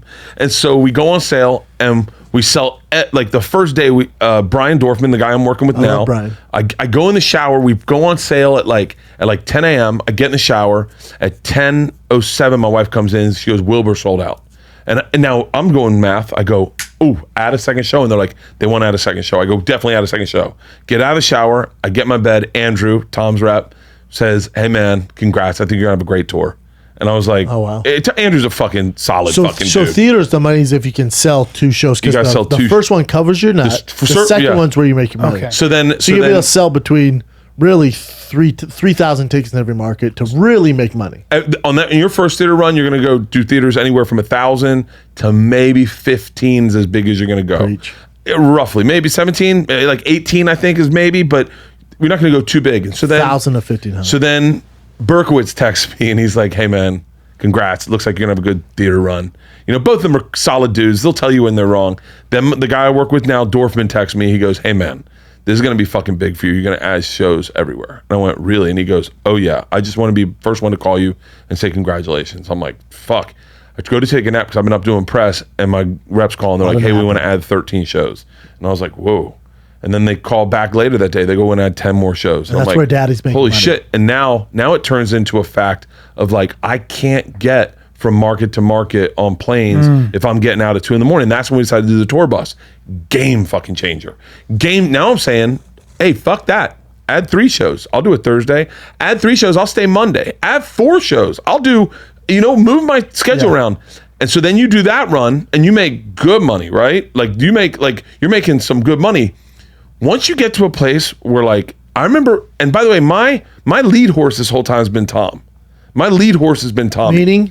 Is that Tom's 2-3 steps ahead of me always. I'm doing 1,000 seats, Tom's doing 3,000 seats. I'm doing 3,000 tickets, Tom's doing 10,000 tickets. So I always have a best friend to call and go, "Yo man, should I do this, ... And Tom's like, "I'll tell you what I do." So like I gotta you have in this fucking game, and then I got Rogan who's like, "All right, fuck that, you get it." It's like it's been a really great thing, and so then once you do that, and you've proven you can sell those tickets in those markets, and they'll jump to theaters, then you can go to the Chicago theater, do 2 shows at the Chicago theater, do 2 shows at, and then once you're doing stuff that is like 4,000 seats, once you're doing what Rogan's doing, Rogan's doing, dude, what Rogan's doing, you're selling tickets too, Bubba. What Rogan's doing? Rogan and Chappelle, man, I can't imagine what their paycheck is. I can't imagine. I can. It's crazy. I mean, it's astonishing. but the thing is like the theater show is super fun. Like I love performing in theaters now because I think you go into these beautiful, beautiful venues. You experience. They're always cool to see you. The city will give you like a brick or a cow when you sell it. They'll like make like a thing for you. It's just fucking a great experience. And so when we had to cancel these shows, it wasn't just about the show. It was about this Sanger Theater in Louisiana. You're gonna miss out on so gorgeous. Hey, Bert, can I ask you this because you have 2 kids? Do you have what kind of I don't want to say resentment or what kind of heartbreak do you have being on the road all the time, missing a lot of your kids growing up? It sucks. I'd say if you're a dad and you're a fucking human being on the road, like my girl will text me like, "Oh, Tiger did this." I'm like, "Fuck, dude, I missed that." I get anxiety. I missed that, dude. Man, look, I'm gonna trump all you guys with all that shit because how so? I had kids, I had no money. Like there was none of this game to be played. You just did the road. Like no one named a tour back then. You just did. It was called the road, and so I did the road every day for every week. But that's different because by the way, you did Wednesday to you did Wednesday to fucking Monday. But in that regard, that's you trying to make a better life for your kids at this point. But no, it's still that same thing. Bert, Here's the thing, dude.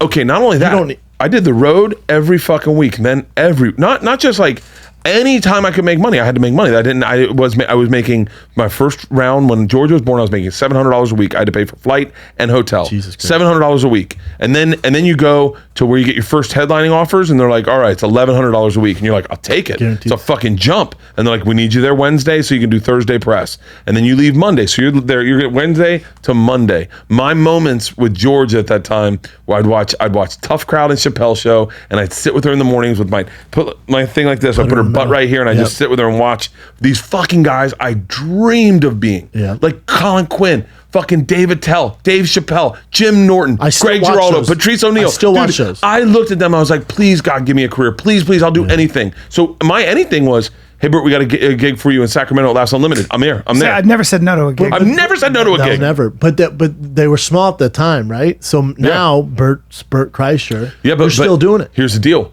Okay, this is the way my brain works. And I know it's broken, but like I go from that to into Travel Channel, and then I do Travel Channel. It was 2 weeks on, 1 week off. And that 1 week off, I did stand up. So like I was never fucking home.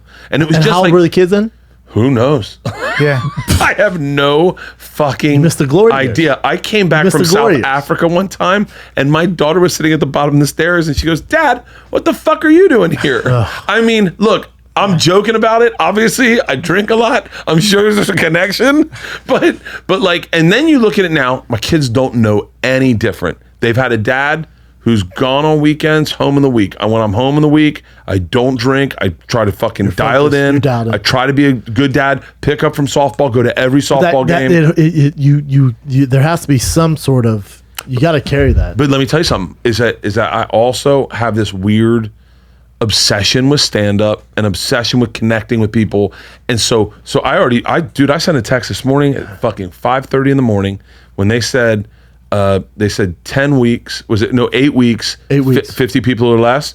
I texted my agents and managers, and I said, book it all. I said, if you got to cancel dates, book it all. I said, if you think you're booking me too much, you're not booking me enough.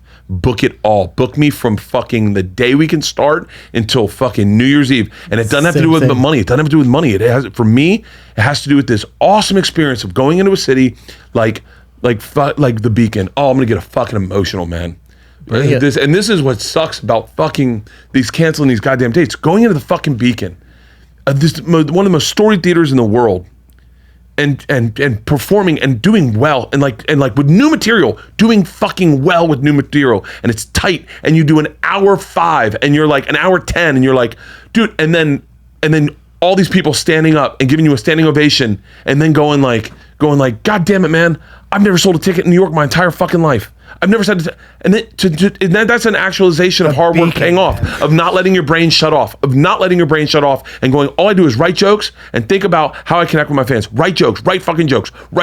Every time I'm at a funeral and I'm fucking giggling in the corner and everyone's like, what's wrong with that guy? Fuck, I'm a comedian, dude. That's all I do. Yeah, you're one of the best, Bert. But my point to all this is, right, the Beacon, you're going to do that in all those dates, but you're still missing that time with your kiddos. No, but I don't see how. I don't know anyone. I guess Rogan at the point he's at now, where he just does a theater and then flies home. It is part of the gig. It's part of the gig. Make hay while the sun shines. Let me tell you something. The sun's always shining, Bert. Hey, look, you and Ali Wong said they say that. So does Rogan. It's not going away. I go, all right. I don't know, have that fear. I don't know. They always. Man, I've been a failure way too long in my life. Me too. I've had what? No, you put in the time, Bert. This doesn't work for me. This excuse doesn't work for me, dude. It doesn't work for me. I'll tell you what. Because you keep doing this and you keep putting the time, which you have. You look at this and you go, you know why I work every fucking weekend I can? Is so that when people turn on that special, Hey Big Boy, and they see that opening joke and they go, oh, that's good. Ooh, that next joke followed well. It's because I've worked that hour fucking 100 different ways, and I have fine-tuned it, and I busted my ass so that some dude who can't go out for St. Patty's Day for fucking, because the fucking lockdown, and he's like, this sucks, and then he grabs a beer and he goes, all right, yeah, I saw that guy fighting the kid. And then no, I get all that. I'm just saying your kids at the end of the day. Don't get me wrong. I'm on the road just as much as you guys. Dude, I cannot disagree with you. But what I'm saying is my kid doesn't give my son Tiger doesn't give a flying fuck how my special turns out. My daughter he doesn't said care if I'm selling tickets in New Orleans. My daughter yesterday said you missed 5 of my birthdays. And she said that to me yesterday. Let's do this game. Let's do this game. Said that to me yesterday. Let's do this game. I missed my son's birthday this year. I said, and I was out there trying to give you the life that you wanted, and that's what I was doing. And I said, and by the way, you're lucky, and I'm sorry about that, but that's the way it was. You ready for this? You ready for this? Yeah, it sucked, and I was on the road, and she was really young, and I was like, I'll celebrate it that Sunday, not the Friday that it's on. I struggle with that. I did too. I'd say it's the biggest demon I struggle with. My daughter's 15 years old, right? Do. This got me not just emotional, but angry. So it is, I'm home. I've got to fly. I've got to do press all day. This was last weekend. This is last week. This is fucking last week. I'm home for like fucking 2 a day. I'm home for 24 hours, right? Like I fly home. I flew somewhere to do press. I fly home. Oh, I stayed in New York to do press. fly home. I'm literally at 24 hours home. And my daughter George like, oh, this has been a fun fucking podcast. I haven't talked like this at all. I love it. She goes, hey, I got a late start tomorrow. And I go, oh, cool. She goes, maybe like we could like hang out in the morning before school. And I go, oh yeah, definitely. She was like, okay. So like, what do you want to do? And I said, well, what do you want to do? And she goes, hey, anything you want, Dad. I just hang out with you. And so I was like, okay. So we go out that night with friends and we all have drinks. We have a great time. And we come home and I don't even really remember the conversation. I'm laying in bed. It's like 7 a.m. and I feel the sensation of someone staring at me. Oh, and she's standing over me and she's got something in her hand and she goes, hey, Dad. And I was like, what's up? And she goes, I made you a breakfast sandwich. I said, you did? And she goes, yeah, I thought we could eat breakfast together. And I was like, oh, thanks, baby. So I get up and I take the breakfast sandwich out and I sit down at our breakfast table and I open it and I said, where's yours? And she goes, oh, I'm not hungry. And I go, you just made a sandwich for me? She goes, well, I know you'd want a breakfast sandwich. I made the eggs the way you want them. And I said, really? She goes, yeah, like a little runny, and I put some cheese and a little hot sauce. I hope you like it. This little kid made a fucking sandwich for me so that I would sit and eat she wasn't even hungry. And I just sat there and I was like, dude, you want to talk about where you go, my daughter doesn't give a fuck on my special. She doesn't give 2 shits about my special. But she made me a fucking sandwich. And by the way, I'm hungover, I'm wolfing down a sandwich, and halfway through I went, you're not eating anything? I'm like, halfway through the sandwich, like, where's yours? She's like, I just want to sit and talk with you. Like, where are you going this weekend? I said, New Orleans. And she was like, oh, cool. What's like New Orleans like? Just picking my brain like a 15-year-old. Yeah. And I was like, God damn it, man. I was so like emotional about that I was like, push my flight back. We're taking the late flight out to New Orleans tonight. Fucking, let's go to dinner. Like, let's hang out. I drove to pick her up for softball, talked in the car. It was like, man, those moments my biggest fear is losing connection with my kids. And it happens all the time to people. And it happens with I know a lot of people who've done very well in this business who've paid that price. It ain't worth it. I've seen it a lot with actors. I've seen it. It's not worth it. And my biggest fear is, what's it like to have a daughter that likes you, though? Well, yeah. Well, because my dad was around, but he worked a regular job, but he was flying in and out, and he was such a beast. I'm hoping my kid just like, yeah, my dad missed a lot of shit, but he's a fucking beast, dude. My dad's doing this. I never saw my dad. I knew he loved me, though. My dad said, here's the deal. My dad said the records where it meant something when he came to my football games and he didn't miss one for a long time. He'd be gone all week, but he came to a football game. But he set the tone where he was a fucking beast, man. Yeah, I was going to say, like, as a guy who came from certainly a father who just was never, he wasn't around because he was working so much and traveling so much back in the day that it is what it is. But and then I went away to school, right? So my parents were in Saudi Arabia, and I went all the way to Massachusetts at 13 years old, and I never came home. So. But most people would think, well, your parents you just never saw your dad. Yeah. I knew that motherfucker loved me, though. Yeah. I knew that I was the most important thing. We're having this conversation. Selfishly for me, I don't want to miss anything. No, I don't want to miss. I understand that, but that's going to happen. Here's the deal. And you think about this. The thing about this is that here we are talking about, and the reason is because in some sort of way, our dreams are attached to our job, and our dreams and our ego and our passions attached to our job. Dude, my dad was a fucking lawyer. I don't think he ever liked being a lawyer, but man, that motherfucker was gone before I woke up, grinding. And I did not see him until the weekend. And you respect it, though. But that's I respected it. But you also, hey, Dad, falls over. Yeah, he'd take me to baseball. He's my baseball coach, but like. That was typical of fathers. That's how a dad works, dude. Guys like Segura is a great example. I can say this because he's my friend. Is like one of the best dads I know, by the way. And he takes time off of his schedule. He doesn't fuck around. He takes time off his schedule to be there for his kids, and he'll be like, no, I'm taking a month off. Yes. I wish Ali Wong, I think, took a year off. Correct. But I wish I could do that. Which I appreciate it. I couldn't do that. I envy it because I go, I can't do it. But I can't do it. I'm also not Ali Wong, I'm crazy. I'm not going. I'm not Ali Wong. If you tell me I would put a show on sale and they'd immediately add 19 of them, I might go, maybe I'll take a year off. I don't know. I don't know. But I wish I could be like that. I listen to you know, I listen to like dads where they talk about, you know, it's kids first. It's kids first. I don't know if our kids would respect us if we were. Agree. I know a dad who's been out of work for a while. But he's really there for his kids. That sucks. Yeah. That comes with its own fucking stress and regret. And let me tell you something. That's the other thing I'm afraid of. I don't want to be fucking broke. I don't want to have not enough money. I don't want that shit. Well, like my son at a soccer game, he signed up for this Venice football club, right? And I go, it's the first game. I missed his first game. They sent me video. And I came to his third game, and he comes up, you know, he's fucking 4, and he goes, Papa, you're not doing funny this weekend? What are you doing here? I'm like, oh, fuck, dude. In front of the other dads. Like, oh, we're surprised you're here. I'm like, oh, fuck off, dude. I get that all the time. Surprised I'm here. I said to my daughters the other day, I said, is it hard being my kid? Because, dude, let's not even, we're just talking about this. I talk openly trash my kids in my specials. Oh, like, I roast the shit on my girl. I make fun of my kids. Like it's just what I do. But I said to them one time, we're driving down Riverside, and I go, "Is it tough being my kid? Like, what's it like having me as a dad?" And they're just, it's almost like if you grew up with deaf parents, you don't notice it. Maybe like it's all they know. It's and my daughter Georgia goes, Dad, I really don't know.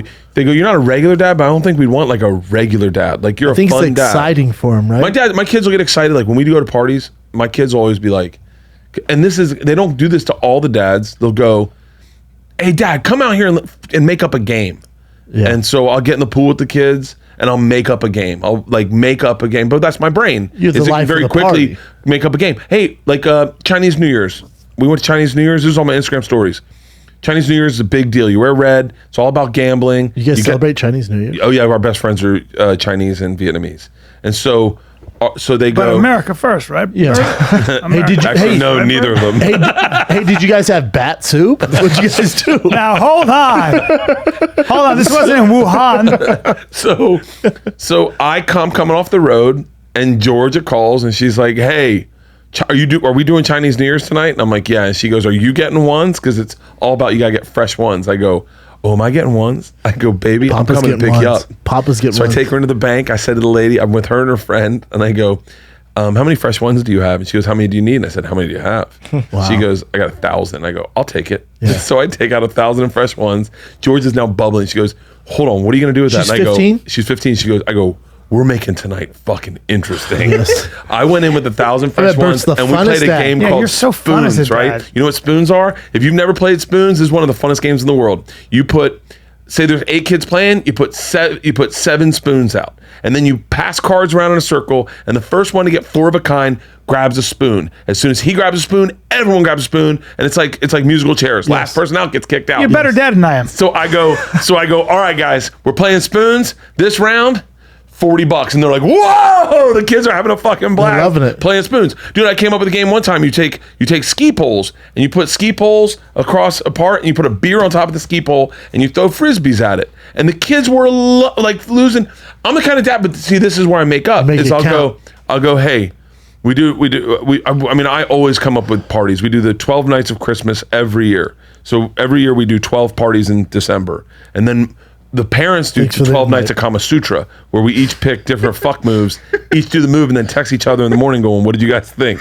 Dude, I like to party. We play a game called Mustard Hands. This is a game I play with my kids. Mustard Hands is one of the funnest games. We played it with Stanhope, right? I'm a fucking bore.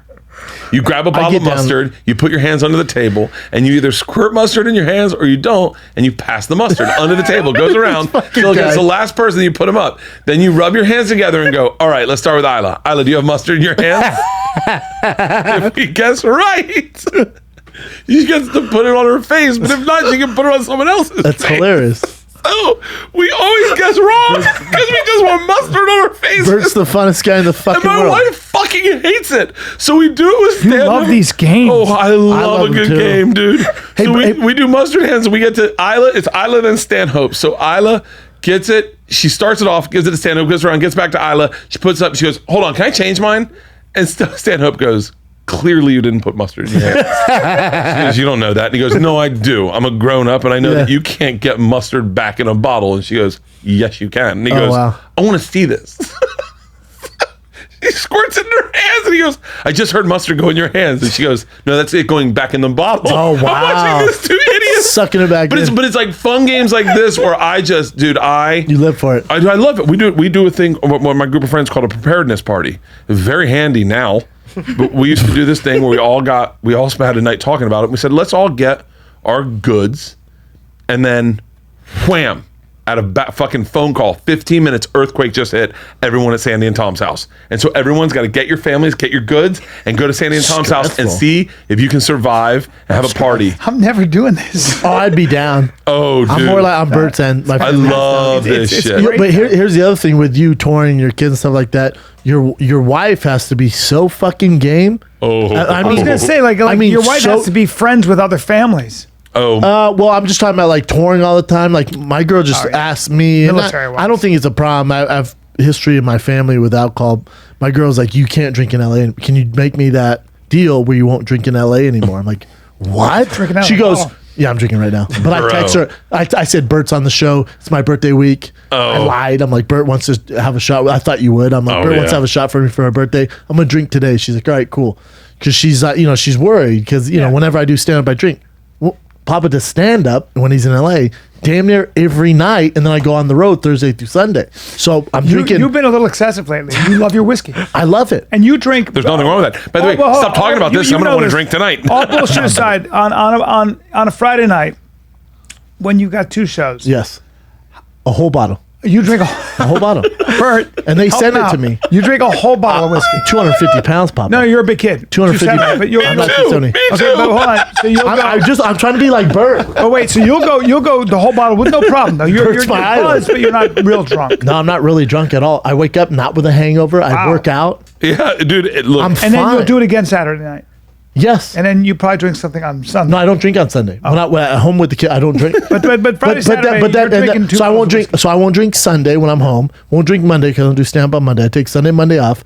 Tuesday, I'm at the store. I drink at the store. I have a double. Gotta have a double. Dude, if you're going to the store, you're going to drink and smoke a little weed. And then Wednesday, laugh after you ask me to do it. So I'm going to have a fucking double there. Yeah, or a triple. And then Thursday, I'm back on the road. Another bottle. It's Thursday. And Friday, another bottle. Saturday, another bottle. So we have problems with that. We have a problem with alcohol. See, I don't though. I don't. I don't see. No, here's the problem. I enjoy it, and I don't have. I was this way with wine, and now I'm this way with nicotine patch too. Do you want some chin? So I would create them, whatever.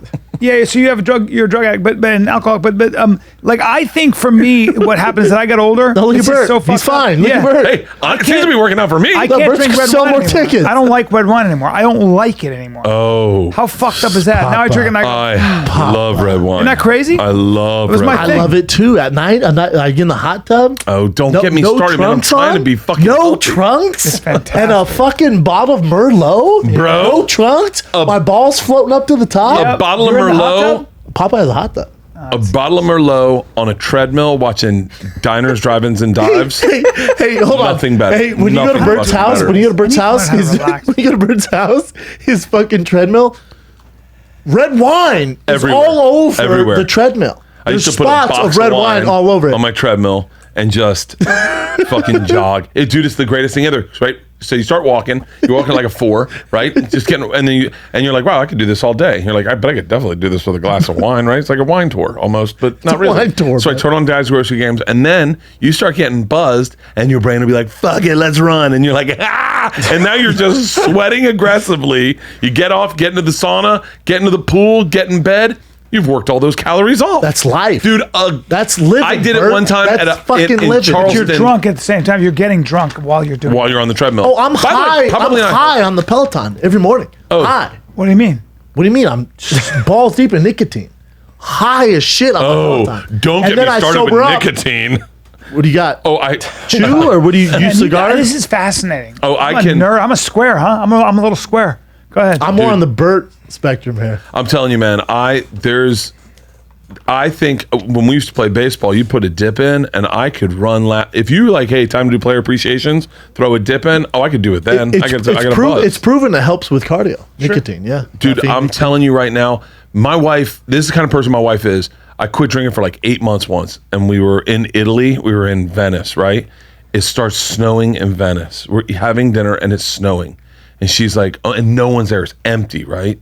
She's like, And I go, God damn it, this is when I want to drink. And she was like, yeah, of course. And I went, what do you mean? She goes, this is when everyone wants to drink. And she goes, listen, you're not an alcoholic. Have a drink. And I went, really?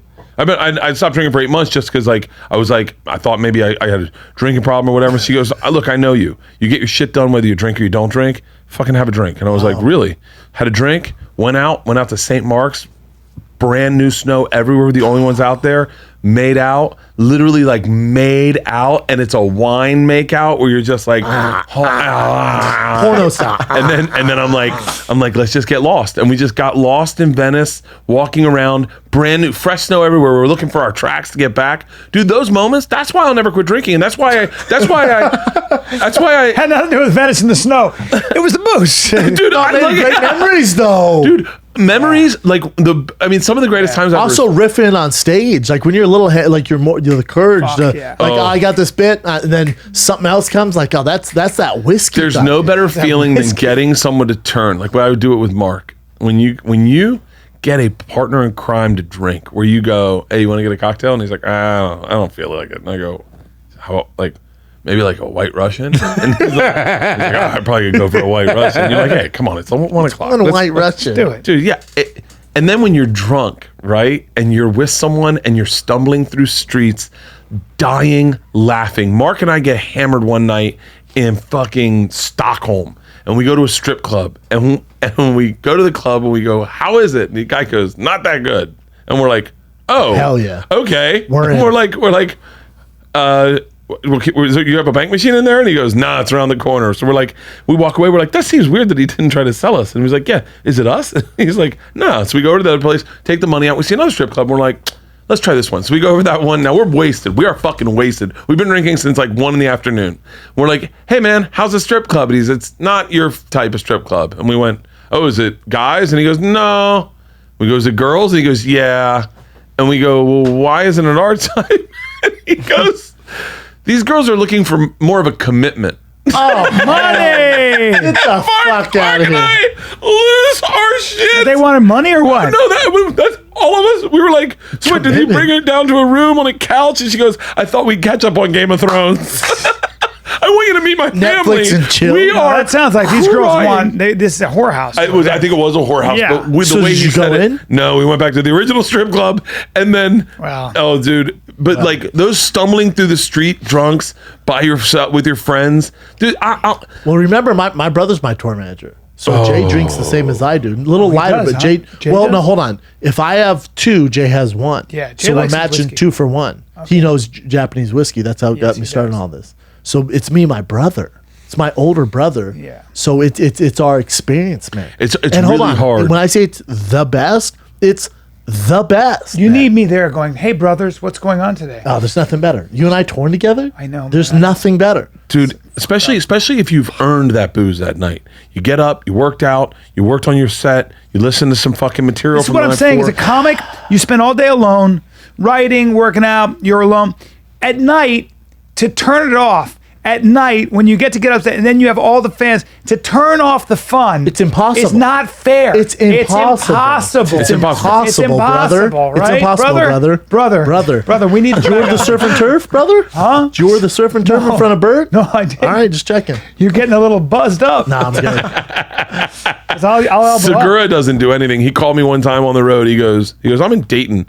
Do you like hang out with these people? I go, what do you mean? He goes, they know a lot about you. I go, who? And he goes, the staff, the people leaving the show, like everyone knows stuff about you. Everywhere I go, people say that. I go, yeah, I hang out with them. I still to this day, I'll get off a show and I'll go, I'm going to this club or this bar. If you want to meet me there, take a picture. I'm totally cool with it. And I'll just drink with everyone. You set the standard because anywhere I go, when you used to do clubs, they'll go, dude, you sold either the best or the second best weekend as far as booze wise. I go, who's yeah. first? I go, Bert. Everywhere I go, they go, dude, you sold either matched it or right behind it. I go, who's first? Bert. Everywhere. That was my seed. Like we're talking Everywhere. how to make sausage. That was my in at clubs. I would go in and I would go into a club. I would do the best stand up I could. And then one night, Tony Baldino out in Schaumburg said, hey, nothing for nothing. The nights that you go to the bar and have a beer after the show, they stick around and I make like an extra $3,000. And I went, oh, and he goes, I'm just saying, if I make an extra $12,000 throughout the weekend or $15,000 throughout the weekend, I'm probably going to feel fit to bonus you on nights that you got close. And I went, interesting. Yep. So I then went up and I said, hey guys, we're going to go out to the bar after this. I got a game we're going to play, okay? We're going to take pints and we're going to hold them like this. Bert's always playing games. I love fucking games. Okay. That's why I ran the fucking marathon with no training. Yeah, I know. I love a challenge and I love a game. You can find this online. You can find this online. I think it's called Beat Bert. We're going to take pint glasses and we're going to fill them up with beer and we're going to hold them like this. The last person to drop their arms wins. Everyone's buy-in is $20. Dude, we had like 30 fucking guys. Each put in $20. 30 guys all standing like this. Steve Byrne has the camera and he's filming it. It's on my Instagram. Just type Beat Bert. Or not my Instagram, my YouTube. You ever played Edward 40 Hands? No. Dude, I pitched a show to Travel Channel one time called The Cinderella Story, where I go into a competition with no fucking training, no knowledge, just Should be on nothing. Netflix, but yeah. And I would just see if I could win it. And I went in and did the Scottish Highland Games in Long Beach, and I came in third. Jesus Christ! I just out of nowhere I came in third. There it is. Mickey Mantle. Fucking look at this. Chicago Improv. What year is this? 2008, right? And 12 so years I ago. know that I'm gonna get bonus. Who wants to win some money? Here's the deal. The person that can hold a pint with... Okay. Look at how young I look. We gotta hold pints. The person can hold pints at arm's length the longest. Now just scoot through so you can see the. Look at You this. look so young. I know I was young. You look better now. I think I do. I look You like and Tom both look so much better. Okay. So That's not easy. shirts off. Last man stand against the pool. Okay, now go to the end. The very You're end? just gonna watch people fall out.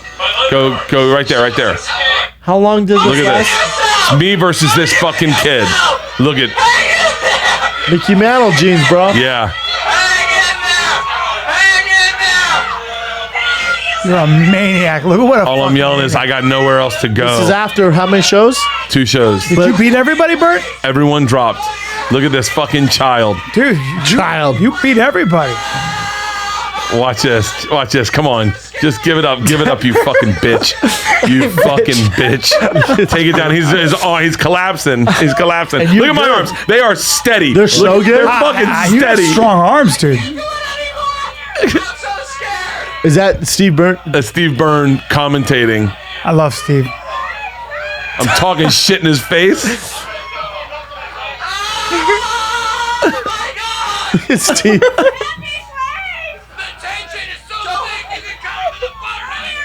Look at my arms have not moved. My arms have not moved. Kid's out. He Watch this. bent his arms. He already lost. He's hard. He's trying. I'm just like Jesus That's Christ. I'll be impressive. here all day.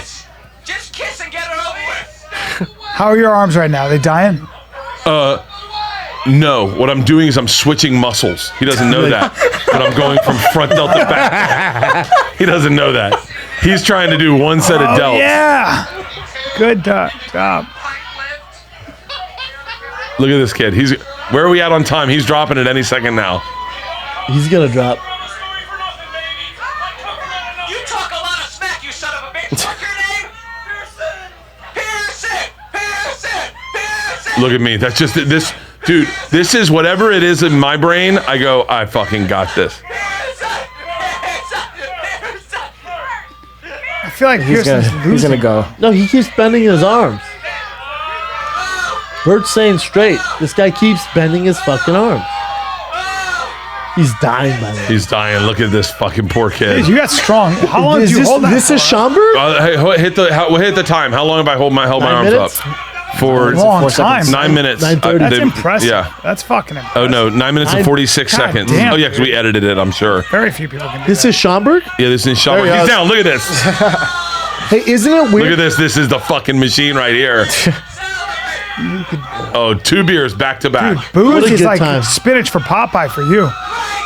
Holy shit. Jesus Christ, that was so fun. Bro. Well, bro, Bro. the is it weird- special's called, what's it called? Hey, big boy. Hey, Big Boy. Isn't it weird Netflix. Chicago doesn't have a but Schomburg's way Yeah, outside yeah. downtown. There's Zanies, but there's not like a good comedy club in downtown Chicago. Yeah, they've tried. I think it's because improv too expensive. rules the roost down there.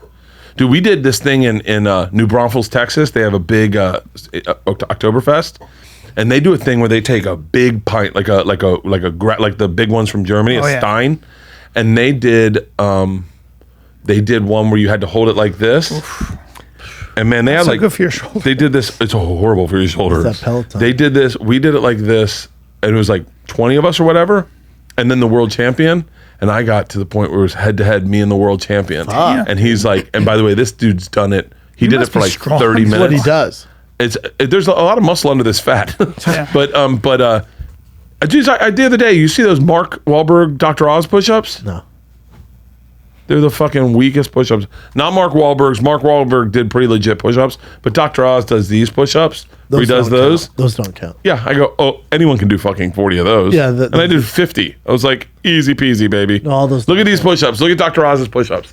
Tell me if this isn't bullshit. Is this that F45? That's where Wahlberg works out. Yep. Yeah. There you go. He works out in Sherman Oaks, by the way. For real? Yeah. Watch Dr. Oz's push-ups. My boys. Now, Mark's push-ups are real, but Dr. Oz's? Those wouldn't count. What? If this is CU football, those don't count. Those aren't even push-ups. Those don't count. What are those?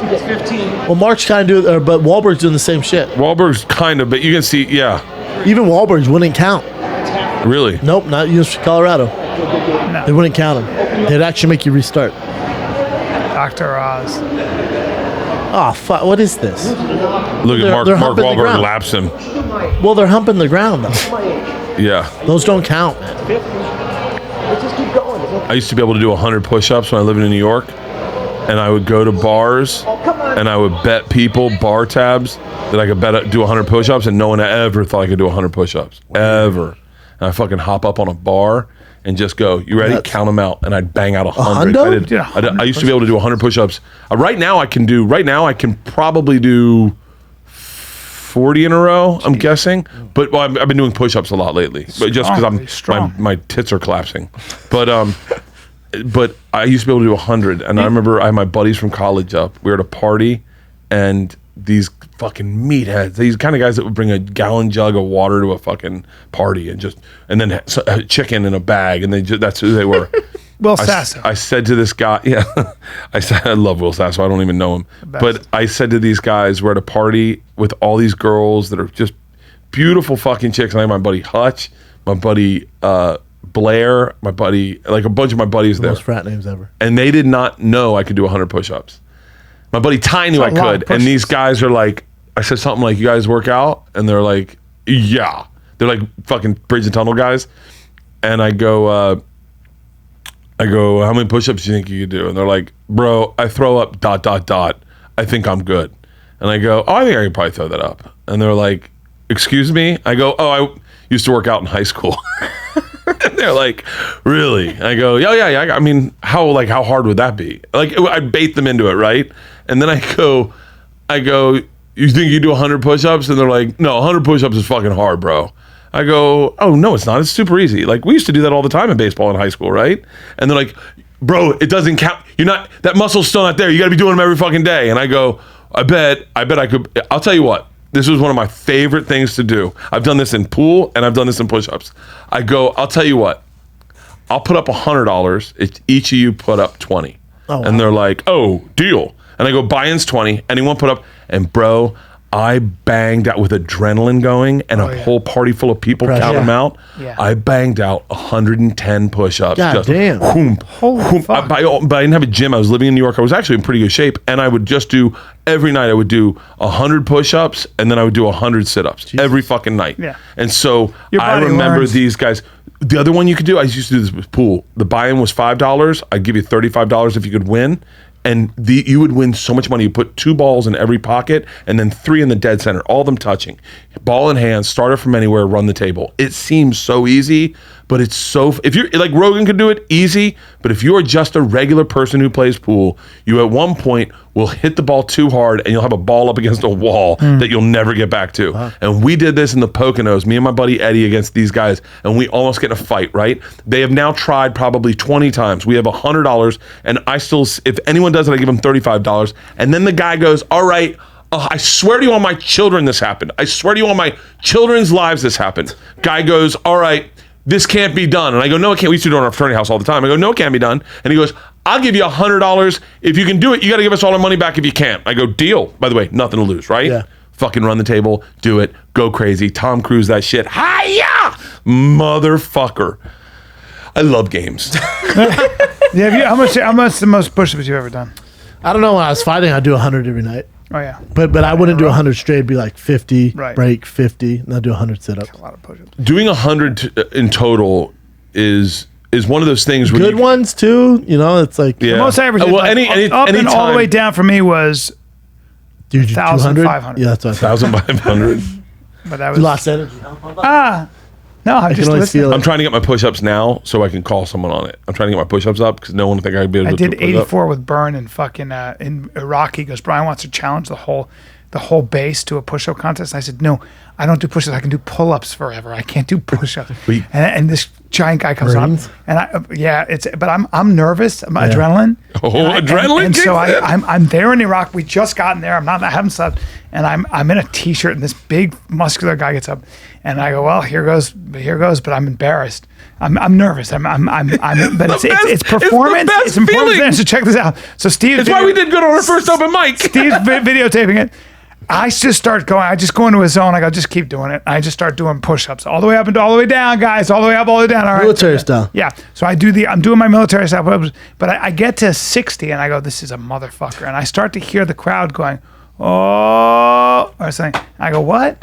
And I look over and he's paused and I keep going. Oh, he took a break. And now I'm like, oh, and now I just That gives you- turn that and I gives look you at him and I energy. just go. So I did 84 and he Don't broke. believe that. Bro. I did 84. But that's more than if you told me, Brian, you're going to do 84, there's no fucking way I could do 84 push-ups. But with all those people watching, Oh, yeah. you do it. Okay. You know, it's all competition. So I learn online. Both of you will appreciate this, I think. Our best friend Sandy's Vietnamese. Now, one day I see her run, and it doesn't look natural. It doesn't look like they're her original body parts, right? And I go, God, you run kind of fucked up. And she just says to me, I'm Asian. We don't run well. And I went, really? She goes, Google it, bitch. So I'm drinking that night, and I Google it, and I find out, you're never going to believe this, an Asian person has never won a gold, silver, or bronze medal in any short foot race, any sprint ever. Told you that. Fucking ever. But You have to ever. look In any it up. Olympics. You have to look it up. In any Olympics In fact, ever. mostly West African, of West African origin. Yeah. Yeah. So I get this little noodle in my head. I go to her Chinese New Year's party. This is probably right when I ran the marathon. And I'm telling everyone I'm running the LA marathon, no training. And they start making fun of me. I get drunk.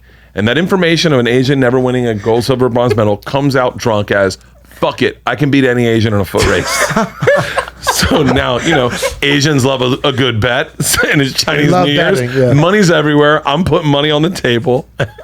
We go out. Now, two of the guys I can fucking smoke, right? Two of the guys I can smoke. One guy, Tom, I'm a little concerned about. Yeah. No, we're both drunk, but he's in good shape. He's like a legit, and I'm like, okay, I might have a challenge on this one. I'm pretty quick. So every Asian at this party is on the streets. I am hammered. I'm dressed all in red. I'm in flip-flops. I kick my flip-flops off. I get my stance. I can feel my belly on my thighs as I get in my stance. I'm going, I am fucked. Not stretched, nothing. No It's just- stretching. No stretching. All right. Count of 3. 1, 2, 3. I take off sprinting. I'm not looking at anything. I'm running as hard as I fucking can. And I feel like I'm the wind. I am going faster than the wind. I look to my left. The two chubbier Asian guys are behind me. I look to my right, and Tom is nowhere to be seen. And I'm like, what the fuck? I crossed the finish line. Tom fucking tripped. Oh, you ate shit. And I fucking beat him.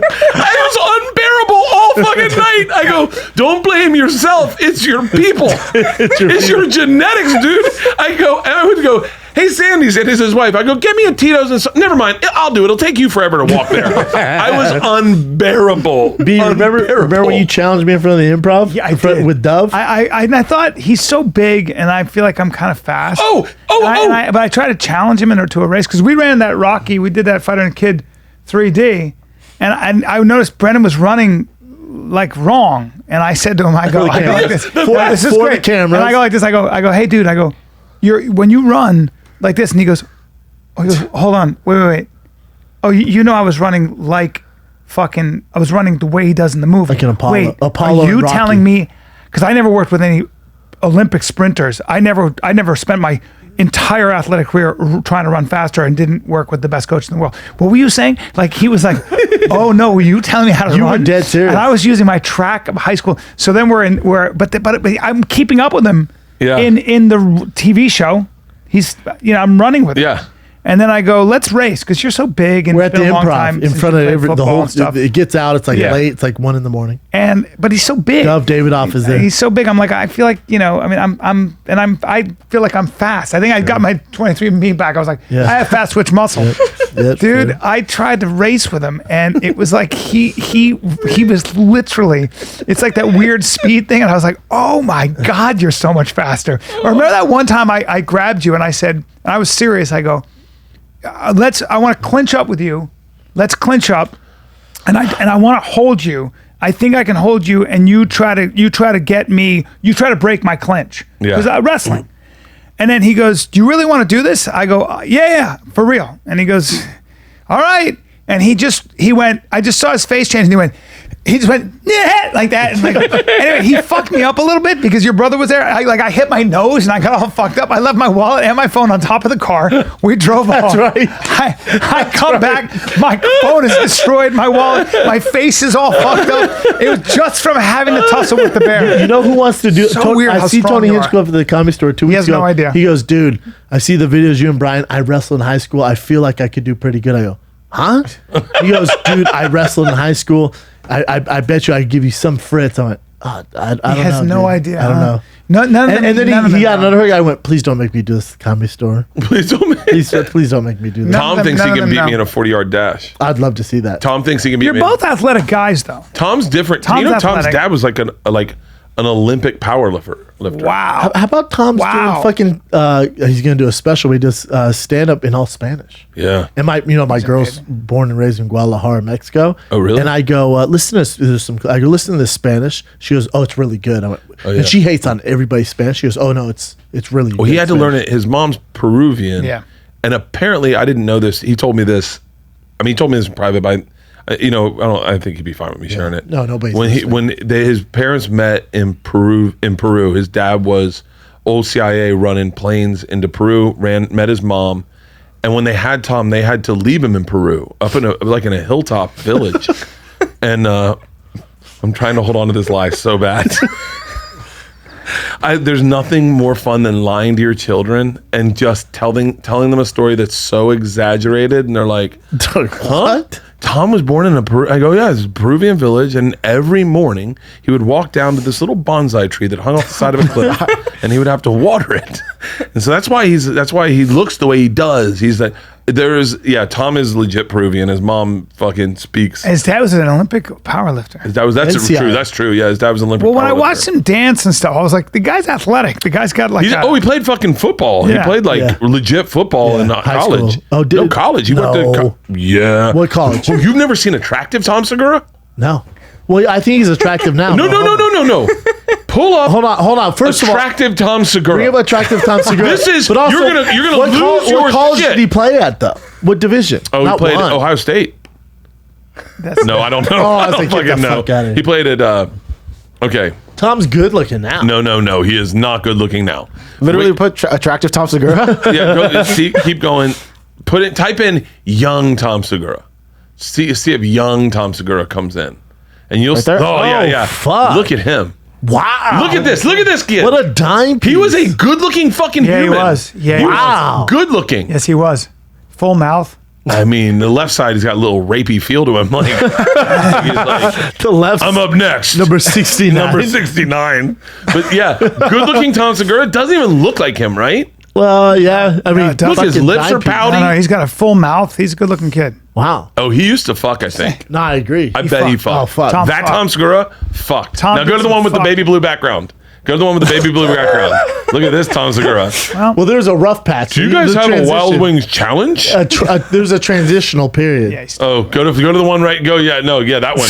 That one looks like Baby Huey. That's a guy who's like, so in this prison riot, do you think I'm gonna be okay? so funny, man. He was rough looking there. Bert, where can we get your special, dude? We gotta get out. Netflix streaming now. Streaming now. Hey, big boy. Bert Kreischer. I love you guys. Hey, This big is boy, fucking we always love a you. blast. Awesome. You're the best. Always a blast. You're Bert always Kreischer. I would say give us your dates, but you know what I'm saying. Hey, I'm every single date I'm not Rescheduling. doing, we're rescheduling. Yes, everybody. You Me, think they would Brian, have touched up Bert. my fucking eye? Yeah, we're all. Jesus Christ. Fucking Netflix. Why would they? You look much older, and your face looks like it has barnacles. My God, why wouldn't you clean that up? That's Was that not- Magnus Walker? That's not what you look like. Jesus. That's not what you look You like. don't- Fucking You'll Christ. get that reference. not what you Jim. look like. Oh, that's Magnus Walker. That's cool. Why would fucking Netflix put that fucking picture up?